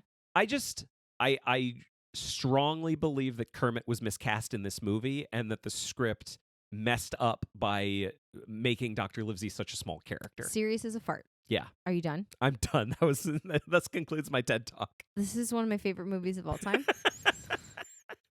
Do you still love me? I do. That's the most important thing to me. I don't even really disagree with what you're saying, like on an intellectual level, but it's just like looking at someone you love and going like, I think you would be better if you were blonde. Like, yeah, maybe that's true, but I love you just the way you are. Do you know what I mean? I wouldn't say that because it would be hurtful. Like, are you acting like if I was criticizing your child or something like Yeah, that? or like something inherent about you. Like this movie is what it is. Yeah. You know? And you're probably right. You know, like I think, say you said to me, I don't think you would say this because it would hurt my feelings, but say you said to me, I think you would look better if you lost 10 pounds. That is awful. I wouldn't say that. You wouldn't say that. But that's how you feel. But it also wouldn't not be true. You just wouldn't say it because A, it would hurt my feelings, and B, it doesn't. You actually don't matter. It does. You actually don't care. Like at the end of the day, you would love me if I lost 10 pounds or not. Do you know what I mean? Of course. Like objectively, it isn't false. I probably would look better if I lost 10 pounds. But it doesn't matter in terms of your love for me. Right. And that's what I'm saying about this movie. Right? And can I clarify something? Yes. This isn't one of those things where I'm trying to convince you of anything. I didn't think you would. Like, I personally don't feel like anything I said either had the intention of or would ever be successful at making you feel differently about the movie. Yeah. Because I don't want you to feel differently about the movie. I didn't think you did. I love that you love this movie. Yes. Because this movie's delightful, and I loved watching it with you, and it's great and hilarious. Yes. Because I love the Muppets. Yes. Like, this movie's really good. I know. I really like it.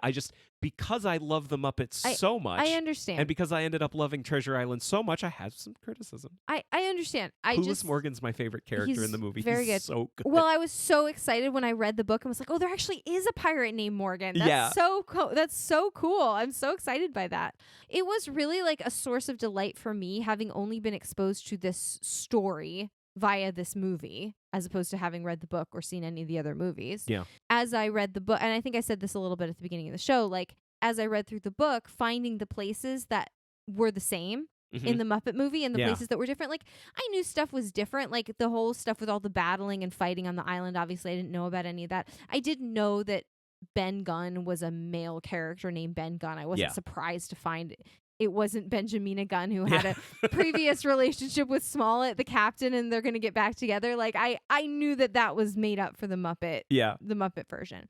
But yeah, I don't know. I mean, I feel like I have been waiting to discuss this movie literally for 4 years. Like from when we started doing this podcast, I was like, oh my God, one of these days we're going to do Treasure Island. And that means we can talk about Muppet Treasure Island, right? Yeah. Like I've been talking about this for a long time. Yeah. And like, I feel like the moment has arrived and I don't have that much to say. I'm just excited because I think at the end of the day, it wasn't so much that I was so excited to watch it for the podcast and talk about it on the podcast. I think I was just really excited to watch it with you. And I love you. I love you too. You're not upset with me. I'm not upset with you. Because I'm worried that you're upset with me. I'm worried you're crying because you're upset with me. No, I'm feeling very emotional about having finally gotten to do something that I have been looking forward to for such a long time. Can I ask you how much it helped your enjoyment of watching this with me that I got so fucking into Cabin Fever? Cabin Fever slaps so hard.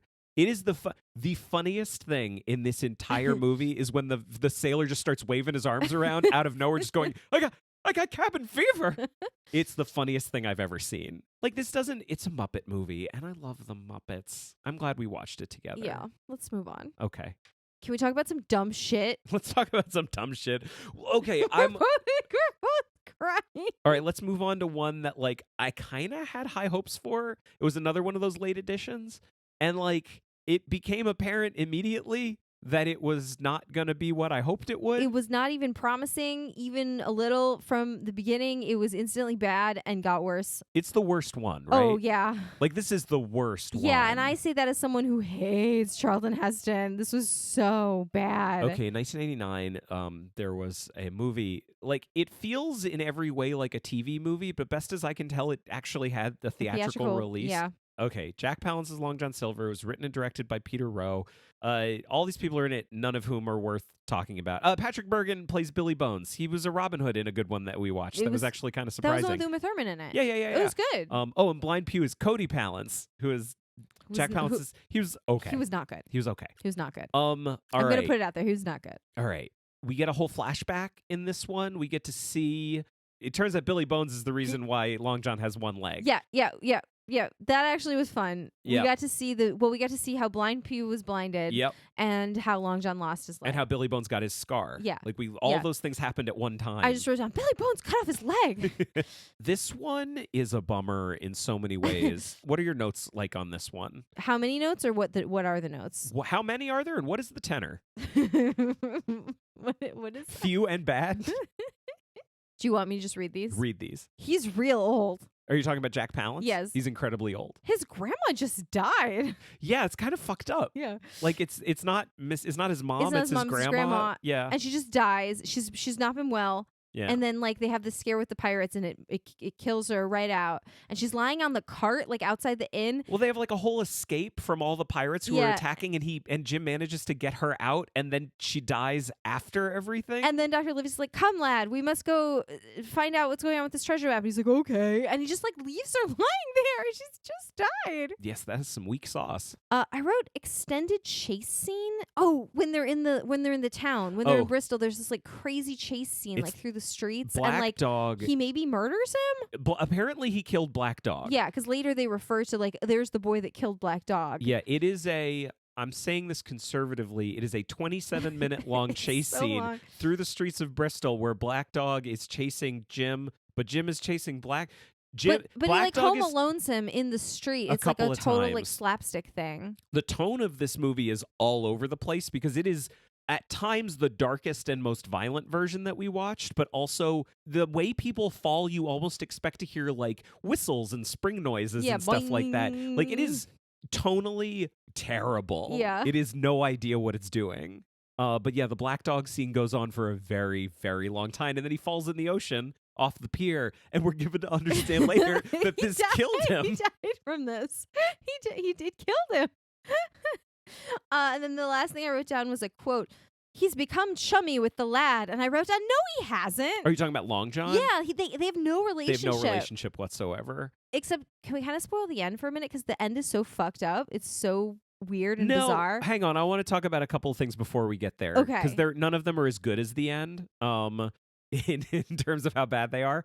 The intertitles through this movie are something special. Oh yeah. Remember, so we see that whole flashback and then we get the title on the screen that says 5 miserable years later. Yeah, it's trying to be like really funny and it's not funny. And then after their voyage, it's 3 grueling months later. Yeah. They do that throughout the whole movie. And then they do one at the end too that's like the fucking end. Or like something like that. Something like that. The fucking end. The bullshit fucking end.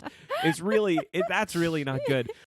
One thing that I thought was dumb, Cody Palance plays Blind Pew, and the one thing that's in the book, and it was in most of the versions, is he grabs Jim by the arm and says, "Show me where Billy Bones is or I'll break your arm." And in this version, they do the same thing. The problem is Jim's standing like 10 feet away from him. It's like a more general threat, like I will, I guess, break your arm if I can find it. Yeah. It just didn't. I hated it. I hated it. But then there's the big thing we need to talk about before the other big thing we need to talk about. This movie is the definition of their reach exceeding their grasp. Yeah. They're going for something big and epic and classic, but they had no money. And okay, God, there's so much to talk about. I have a question for you. Yes. This story takes place in different locations, yes? Yes. Okay. What is one general location that this story like starts in? Bristol. Okay. England, Bristol, the coast of England. Yes. Okay. Yes. Then where does a whole bunch of the movie take place? On a boat. On a boat in the ocean. Okay. All of this is pretty easy to do so far. where does a lot of the story take place? Tropical island. A tropical island in the Caribbean, right? We're given to understand either somewhere. the Caribbean or like off the coast of South America, like down, by like Barbados, like that kind of area. But, like but as you say, that general area. Yeah, tropical. Yeah. Which island did they shoot it on? Man. The Isle of Man, located famously in the fucking Irish Sea. The fucking Irish Sea. It is the least tropical island I have ever seen in my entire life. It's very rocky. Very cold and cloudy all the time. This is the kind of thing where they should have not made it. Yeah. If the only option they had was shooting on the Isle of Man, yeah, they should have just said, you know what? We just shouldn't make this. Yeah. Because it makes the whole thing not work. Everything else that doesn't work about it, doesn't work, and are reasons why it doesn't work. This is the not workingest of all the things that doesn't work. Yeah, no, I mean, this leads me back to the type of conversations I used to have in grad school when we were talking, because I took a lot of classes in like theater management and like building a season and all this stuff. And like one of the biggest things was always obviously not about location scouting specifically, but like casting. Same thing, yeah. And it was like, if you can't cast it, then you can't do it. Yeah. If you can't cast it appropriately with the right actors in your area or whatever, I mean, I'll give you an example. Like, I went to an undergrad that was like 75% women. And so we didn't have a lot of men in the acting department to play male roles. And some years we didn't have a lot of strong actors who were men. And so you're not going to do 1776. You know what I mean? Because you can't find 25 great male actors and singers who can do 1776. You just can't put that on the schedule because you can't cast it. Yeah. You know? And that's sort of how I feel like if they couldn't get a location that was reasonably appropriate, then don't do it. Yeah. Like, do something else. It's not enough that it's an island. Yeah. Like, clearly for them, they thought it's enough that it's an island. It's an island. It's an island. It doesn't even need to be an island. They could have done it on, like, they could have just gone to the other side of England and gone to, like, a beach in Spain or France, and it actually probably would have been better than being like, well, it has to be an island, so we're going to go to the Isle of Man. And as much as I say that it's, like, the thing that doesn't work the most, like, it's not even the worst part. Because I would say the ending is the worst part. It makes some big changes. A big thing it decides to do before we get to the ending is that it really plants its flag and says, no, the pirates are actually the good guys. And it is Livesey Trelawney and Captain Smollett who are the shitheads. Yeah. So this Captain Smollett, he's a piece of goddamn shit. He's awful. And he's he awful. Like immediately gets them to cut Jim out of his share of the treasure. Yeah, and it makes you think, because we've been watching A Million Treasure Islands, you're watching this thinking like, oh, but surely he's just double crossing the pirates and we're going to find out it's all a big misunderstanding and like we're going to see what game he's playing. Like, no, he's just a jerk. Like, everything anybody says is just true. Like, we hate you and we don't want you here with us and we are bad guys. Yeah. So like the pirates are actually kind of, as the story goes on, painted as the good guys, and Long John is painted as like he gets voted out of being captain. Yeah. He's a really sympathetic character. Yeah, and George Merry becomes captain. And he's like weak. He's like physically weak in that scene where he's like parlaying and he's like nobody will help me up, lads. And like clearly he's being tricksy, like if someone were to come, and no one will do it. If someone were to come help him up, he'd probably knock him down. But in this, Jim is like, you horrible people, you won't even help a man in need. Here, Long John, I'll help you to stand. And Jim, by the way, played by Kevin Zegers of the entire. You didn't believe me when I read you the titles of all the Air Bud movies. No, you didn't believe me that they could be called these things. Like, you didn't believe me that Golden Receiver was the football one. That's really bad. Like, you didn't believe me. I didn't believe you. I but thought that's you were making real. It up. So this is Air Bud's master. Yeah, he's the kid from all the Air Bud movies playing Jim with a wig that is one for the ages. Oh my god, it's so bad. Okay, all right, we gotta get through this. The ending, like, so if you're thinking that what they're doing is trying to subvert stuff to get us to expect different things, so that at the end, when like oh, Dr. Livesey and Squire Trelawney, they're going to give up Captain Smollett because he's the bad guy because we like them. Yeah. And they're going to, it's maybe them and Long John. Maybe Captain Smollett's going to be like this red herring and he's actually going to be a bad guy. No, none of that happens. They're all killed. Everybody's killed. All the pirates are killed. All the people that came from England are killed. Livesey gets shot in the face. Smollett gets skewered by a sword thrown by Ben Gunn. And do they have the ship at the time? No, not yet. No, because by the end, okay, so at the end, 3 people are left alive. No one else is alive. Yeah, the Squire gets shot in the heart, by the way. Jim, Long John, who's super old, and Ben Gunn. Also super old. So it's like 2 old, and they have the ship, but they're never going to make it back. It's a boy and 2 old disabled dudes on an island with a bunch of treasure and a ship that nobody knows how to sail. Yeah. Like, they're going to die there. 2 old men who combined have 200 years old with 3 legs. Yeah. And like half a brain. Yeah. They're going to die there, but I think we're meant to understand like this is the good ending. And it's not a good ending. It's ridiculous. It's horrifying. It's really, really bad because they're all going to die. But the way it's played is like, again, tonally, everything's really weird. This is played like a kid's movie. Yeah. But like a bad kid's movie for like tiny little children where they're all like, yeah, we did it, guys, we did it. We're sailing away. We all did it. And we're like, Long John forgets what things are called on the ship. And he's like, just move the sail. Move the sail. Thing. Why? I don't know what it is. Why am I supposed to know? Like, I actually think Jack Palance was better as Long John than Charlton Heston was. Yeah. But because the movie was so bad around him and because the writing of the character was so bad, he still ended up being worse than Charlton Heston. Yeah, it's really bad. And it bummed me out because I like Jack Palance. It was a bummer. All right, we got to move on. All right. This is one of those ones that I'm like a little afraid to be critical of because it's one of those ones that like people love because there are a lot of people that grew up on it. Yeah. And that's 2002's Treasure Planet, released by the Walt Disney Company. Yes. An animated feature directed by, Ron Clements and John Musker. You know what they directed, right? The Great Mouse Detective, The Little Mermaid, Aladdin, Hercules, The Princess and the Frog. All these are great. Moana, Story by Clements and Musker, and Ted Elliott and Terry Rossio. Elliott and Rossio also co-wrote Aladdin, and they went on to write all the Pirates of the Caribbean movies. There you go. Okay? This is bona fides. Some people in the cast, delightful. Joseph Gordon-Levitt as Jim Hawkins. Mm-hmm. Emma Thompson as Captain Smollett. This is great. David Hyde Pierce as Dr. Delbert Doppler. Whoever that may be. They sci-fied it up a little bit. I have some beefs with the amount of sci-fiing up that they did. I do like a lady Captain Smollett. I'm fine with that too. Yeah. And like this show has an official crush on Emma Thompson. I mean, yes, as a podcast. Show. Not us as individuals, but as a podcast. Well, no, us as 2 individuals who make a podcast. We as individuals each have individual crushes on Emma Thompson. Sure. Maybe she would like to come. Maybe she'd be our first guest on our show. We're holding out for Emma Thompson. We'll have Emma Thompson or no one. I can't do it. I can't meet Emma Thompson because of the proper crush. I have a proper crush on her. I can't meet her. I can't do it. I won't. We're gonna do it. We're not gonna do it. I'm gonna make it. If someone's listening, I know someone out there has a connection. I can't meet Emma Thompson. We're gonna make it happen. You can meet Emma Thompson if you want to. You've met David Hyde Pierce. I really want to get drunk with Emma Thompson. That's what I want to do. I have met David Hyde Pierce on several occasions. I don't trust myself to not embarrass myself sober in front of Emma Thompson. Yeah. I definitely don't trust myself to not embarrass myself drunk in front of Emma Thompson. It'll be fine. Okay. This movie, I could understand why someone who grew up on it would love it. I probably would love it if I grew up on it. Because, like, it's kind of cool. It's a pretty cool movie.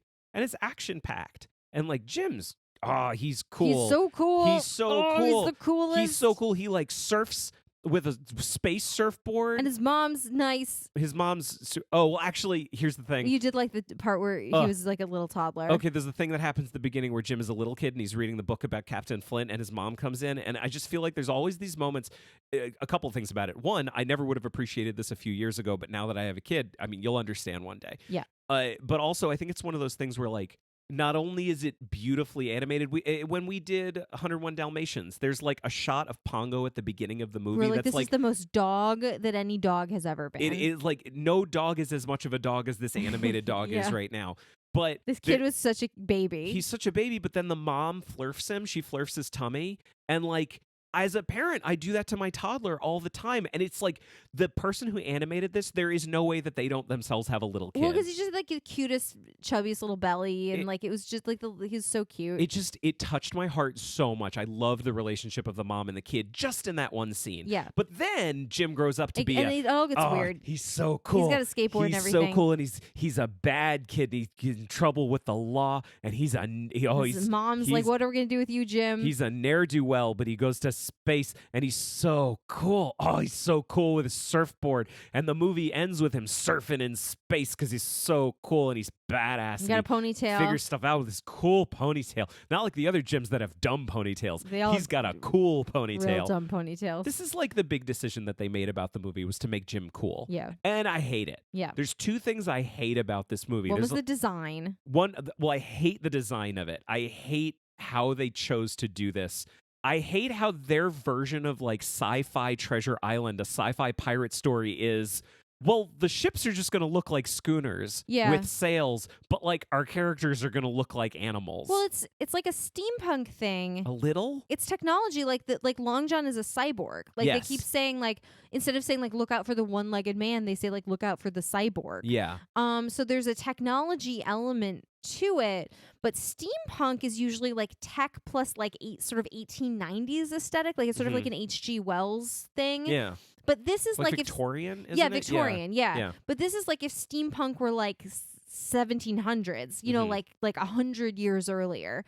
But as you pointed out, like the ships are in space, but they still look like ships. So if you're on the outside of the ship, you're just like in space. They have to invent all these things with like artificial gravity that keeps you on the deck, and you need to strap yourself to the deck so you don't fly away into space.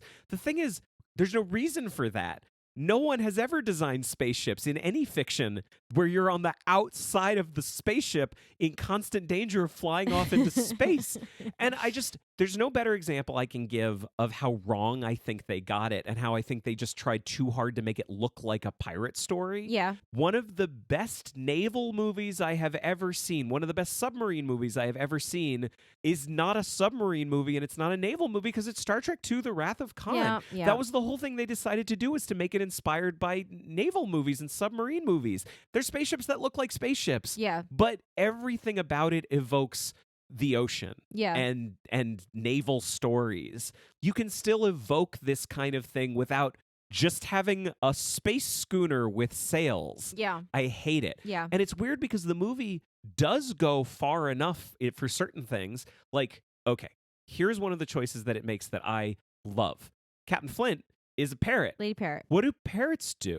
They mimic. Yeah. They turn Captain Flint in this into Morph, a little changeling, a shape-shifting character who can make himself look like anything. He's a really cute little animated character, and like it evokes parrot.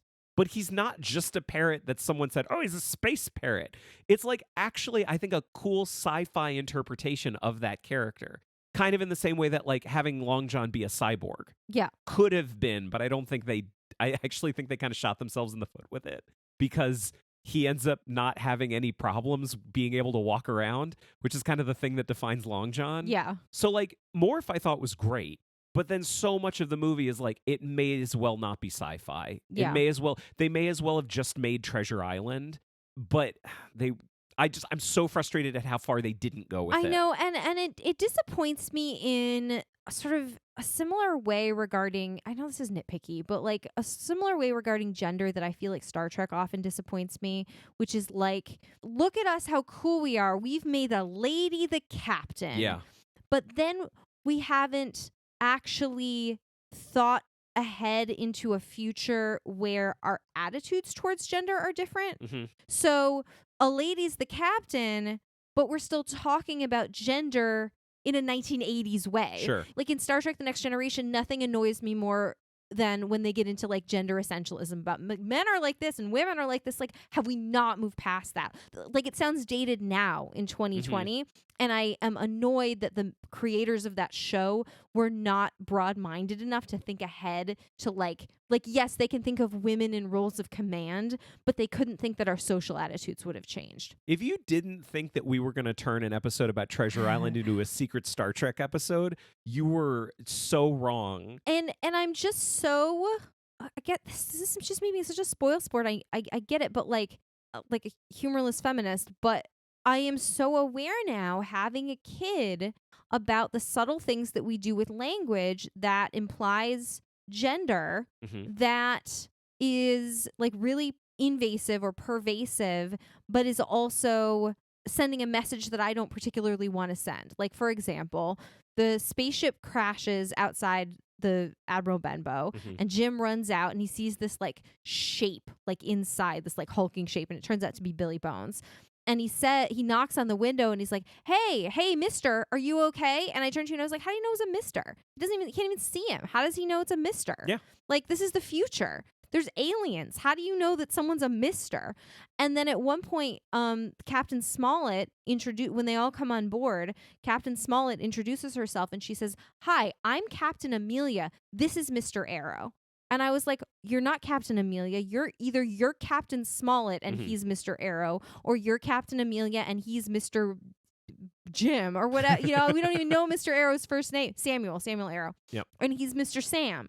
You're the captain. Why are you Captain Amelia? The writers, I'm sure, never even thought about it. They just were like, oh, we need to introduce this person's first name.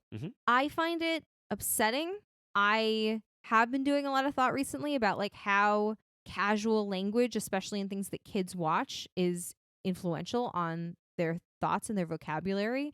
Anyway, and another part of that bugged me in the movie is that they kind of take Squire Trelawney and Dr. Livesey and they combine them into this one character, Dr. Doppler, who's now not a medical doctor. He's like a science doctor. And there's like a pretty funny joke in it about how he's not that kind of I'm not that kind of doctor. I can't do anything. It's not a good joke because it's not an original joke, but it's well told. Yeah. So at least that's got going for it. He's funny. And David I. Pierce is funny. And he marries Captain Amelia at the end. But that's the thing, is like he's this very timid character, and then he ends up giving her orders and telling her what to do, and that's what she likes, and she likes it that he does that, and that's what makes her fall in love with him. It's just like it's not interesting. This is what I'm saying. It's just not interesting. It's boring, and we've seen it a million times, and I feel like hopefully we've kind of moved beyond that.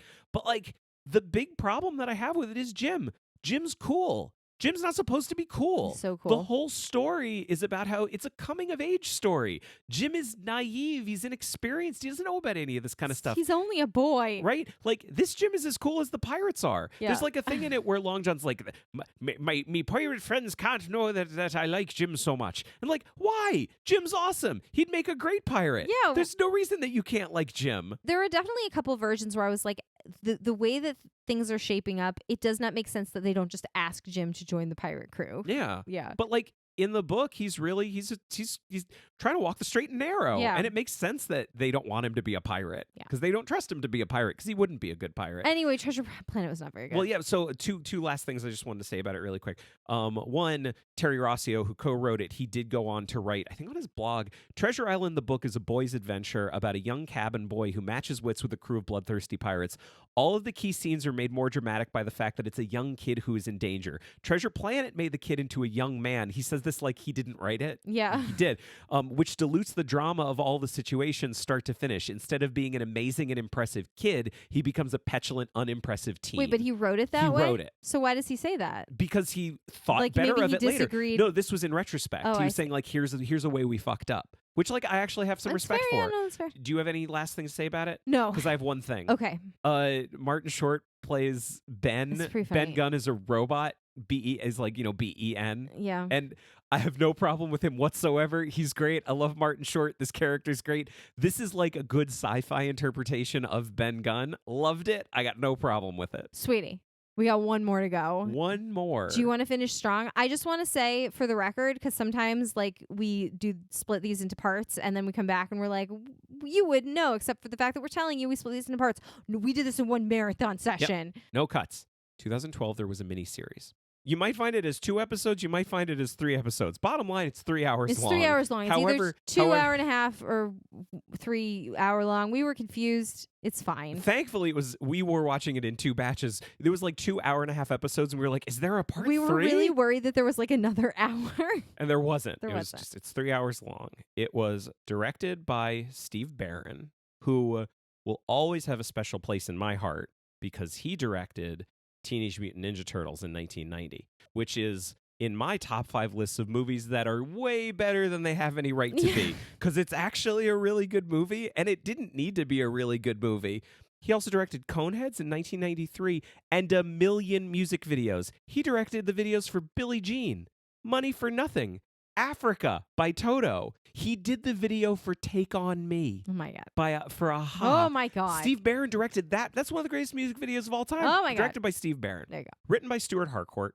British miniseries. We keep watching these ones that are in this era of like 2005 to 2015. They're all very like cool. Yeah, they're like sometimes too cool, Yeah. like too stylized. Yeah. I would actually say this one is too stylized. It's very stylized. It never lets you forget that it was made in 2012 Yeah. and it's like it's shot digitally. The people they got tattoos and they got cool costumes. And it's constantly moving in and out. It's shot in a crazy way. Like it's shot like kind of like a music video, Yeah. which doesn't work. Like Yeah, I think that aspect of it doesn't work. Even if I'll say this right now, I think on the whole this works. Yeah. I actually ended up really enjoying this one, despite the fact that I think that part of it doesn't work.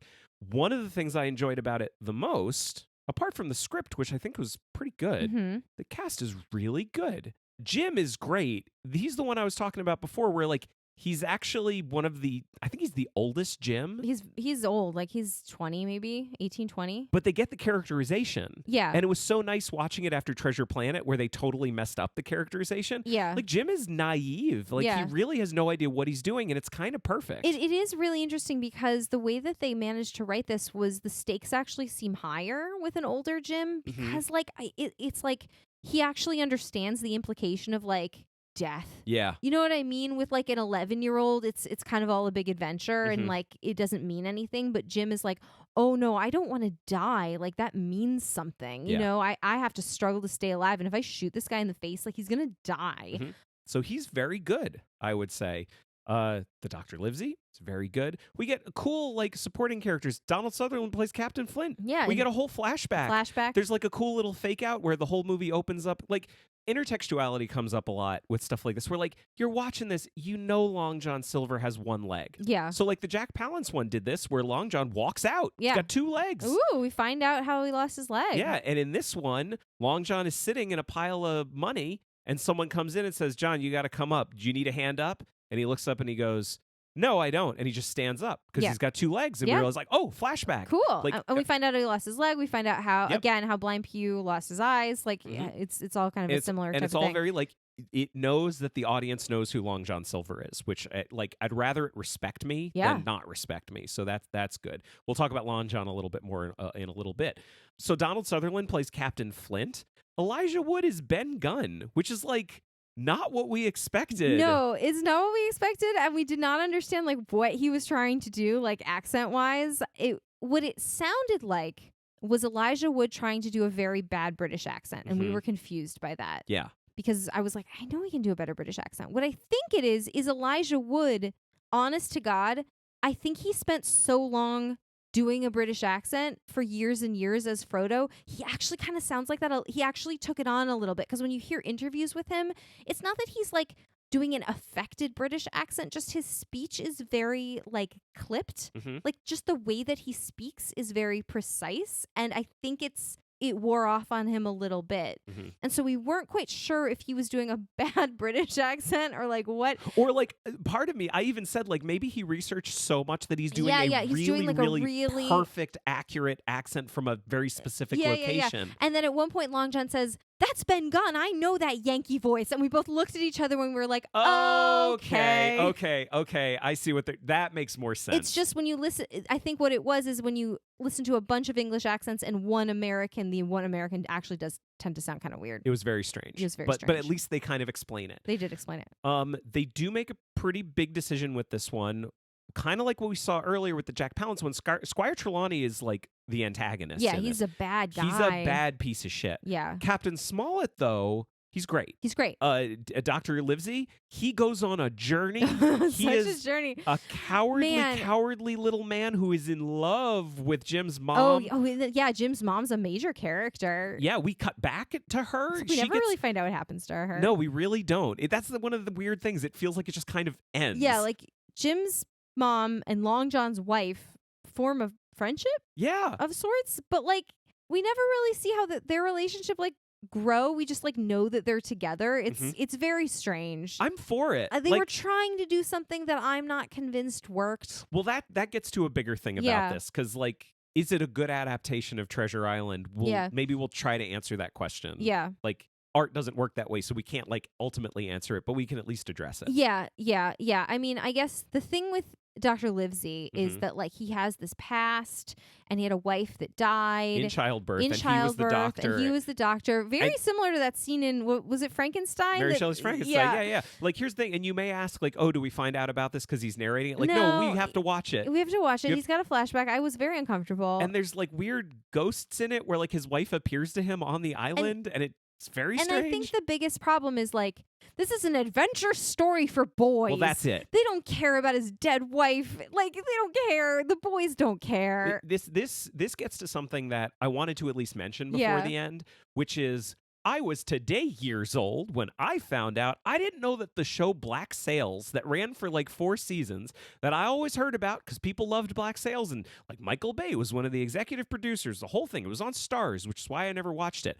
I didn't know for years now. I didn't know that Black Sails was a prequel to Treasure Island. I didn't know that it's about Flint and Long John Silver. I didn't know any of that stuff. I didn't know anything about it. I started watching the first episode of it. I made it about halfway through, and I didn't stop because I didn't think it was good. It was pretty fun. Toby Stephens plays Flint. Yep. And you know, I'm a Toby Stephens fan. Yeah, I know. At this point. We're fans of his dad too, and his mom. We're fans of that whole family. They're great. The whole thing about it, though, for me is that like, Treasure Island is for kids. Yeah. So if you're going to do something that's for grown-ups, I'm not saying you can't do it. I'm not saying you're not allowed to do it. Make it dark, make it gritty. Like this is like Treasure Island, but make it gritty. Yeah. But like at the end of the day, I think you kind of missed the point. Yeah. Like I love the fact, going back to the thing we talked about at the very beginning, the author of the book said explicitly what the book was about. Sure. And it's not one of those things where the book's like, oh, it's a classic, but it's actually kind of crappy. Like no,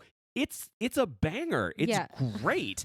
So not only do we have this classic book that's like best in class, the author told us exactly what it's designed to do and who it's designed for.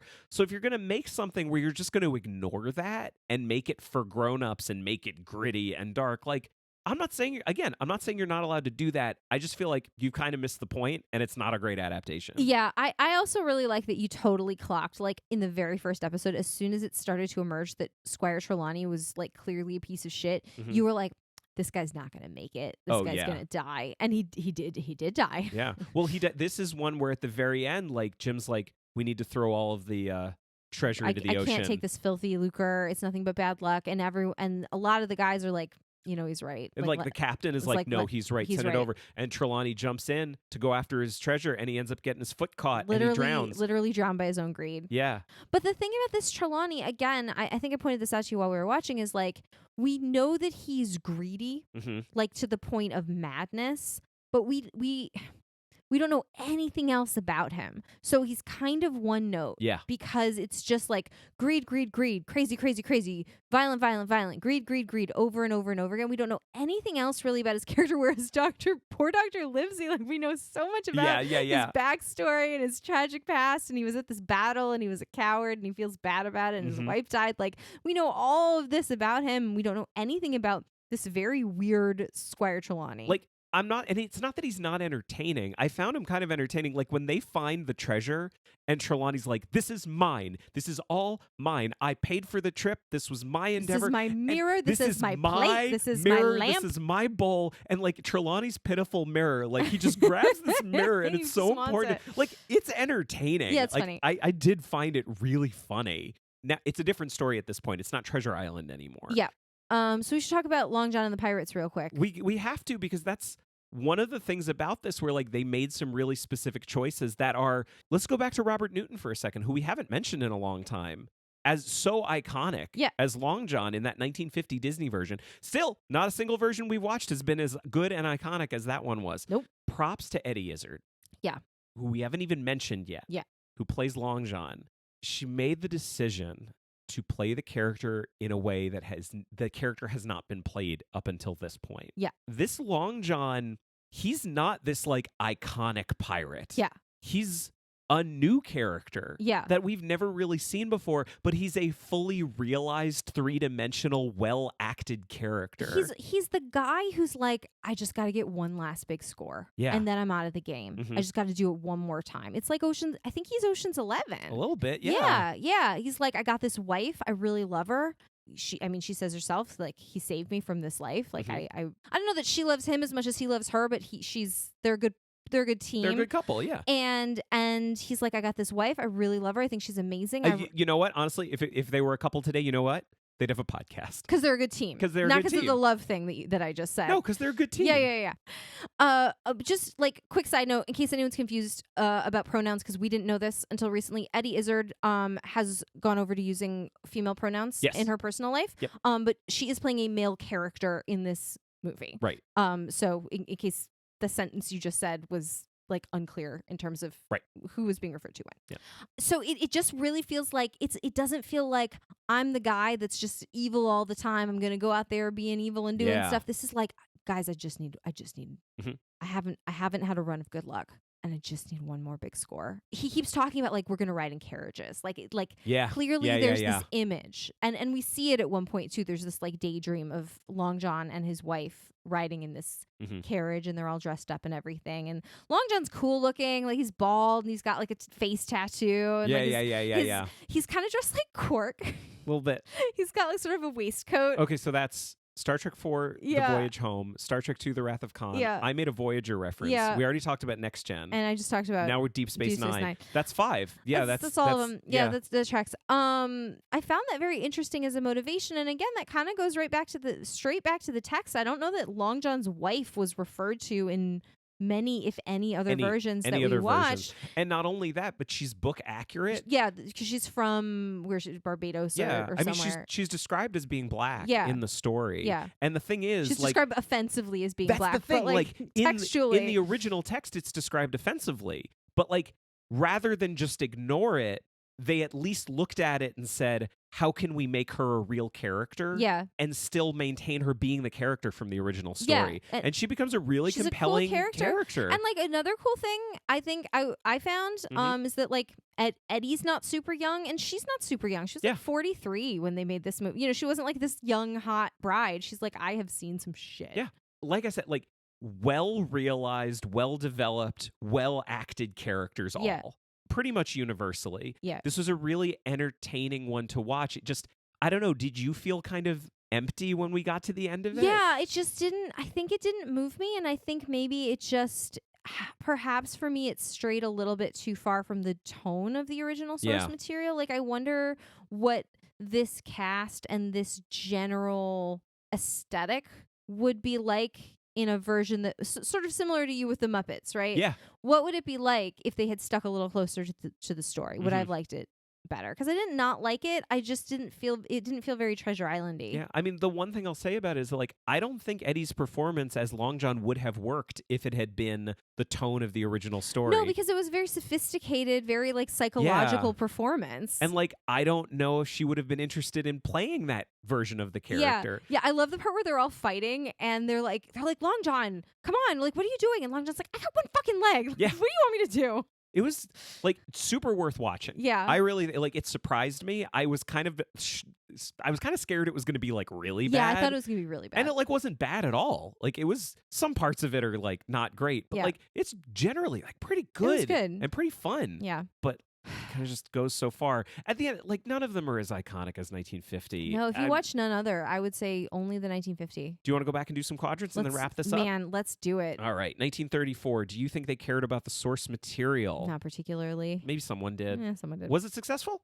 Yeah, why not? Yeah. Why the heck not? Sure. Definitely wasn't unsuccessful. Yeah. If that's how we're measuring it. 1950, do you think they cared about the source material? Maybe. I think so. I don't know. It's hard to tell with like Disney properties because so many hands touched Yeah. it. It wasn't like anyone's one vision. I just feel like it captured the tone of the book so well. Yeah. But while still making changes to make it a really effective movie, that I have to think that they cared. Let's hope. Was it successful? Oh my God, of course. Yes. More successful than any of the other ones. DuPont Show of the Month, 1960. Do you think they cared? No, absolutely not. Was it successful? No. As Also an adaptation of Treasure Island, no. Also, no. Did it have some fun shit in it? Yeah, absolutely. It's some really fun shit in it, and it's worth watching.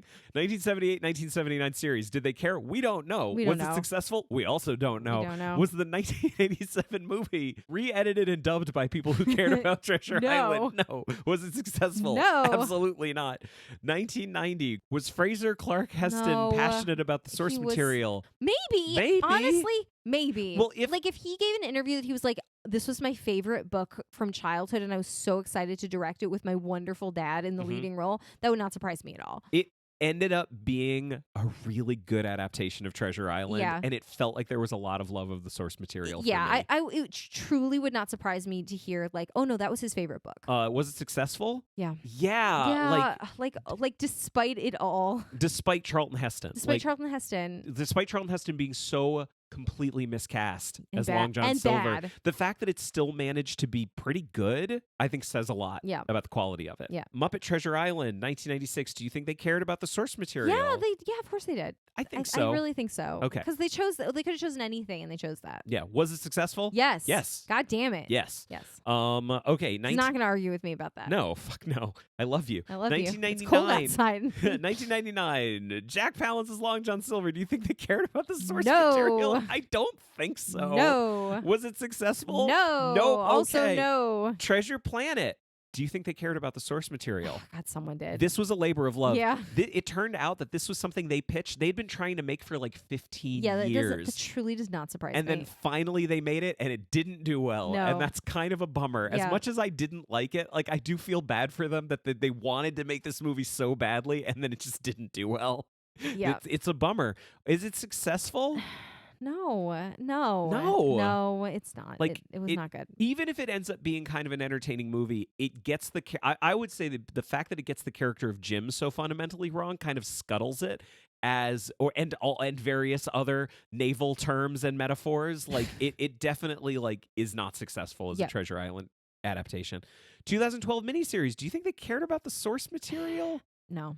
I don't think think so. It didn't feel like that. It really didn't. Was it successful? As a film, sure. Yeah. As an adaptation of the book Treasure Island, I would honestly say no. I disagree with it a little bit. With me or with the movie? No, with the miniseries. Yeah. I think they kind of didn't get it. I think they didn't get it. Yeah, I would say no. But it's as also as uninterested as I am in like Black Sails. Yeah, like I just don't care. Yeah. That's not how I want to see these characters. And honestly, that like again, that sort of like mid-2000s style of miniseries, we've seen like a bunch of them at this point, and I don't love it. No, like, it's not my favorite genre. I don't love it either. Yeah. All right, I'm so glad we did this. We're hoarse and we're tired. Treasure Island, yeah. This has been Adapt or Perish. If you'd like to find us online, we're on Facebook, Twitter, and Instagram at AdaptCast. You can join our groups on Facebook and Goodreads, and you can also find and follow me on Letterboxd. If you have anything to say that's longer than a tweet, you can always send an email to adaptorperishcast@gmail.com. If you'd like to support the show, there are 3 great ways you can do it. First, tell a friend. Second, a rating and review on your podcast platform of choice would be greatly appreciated. Third, we are on Patreon. This show will always be free, but if you become a patron, you can get access to Adapt or Perish Plus, our bonus show that releases every other week between episodes of this show, and our patron-only Slack community. It's been a lot of fun, and all the details are at patreon.com/adaptcast. Lay it on me. Them that dies will be the lucky ones. It's just goddamn fucking iconic. That was pretty good that I just did. Yeah, it was pretty good. All right, bye. You did West Country. It was good. I liked it. It was all right. Bye.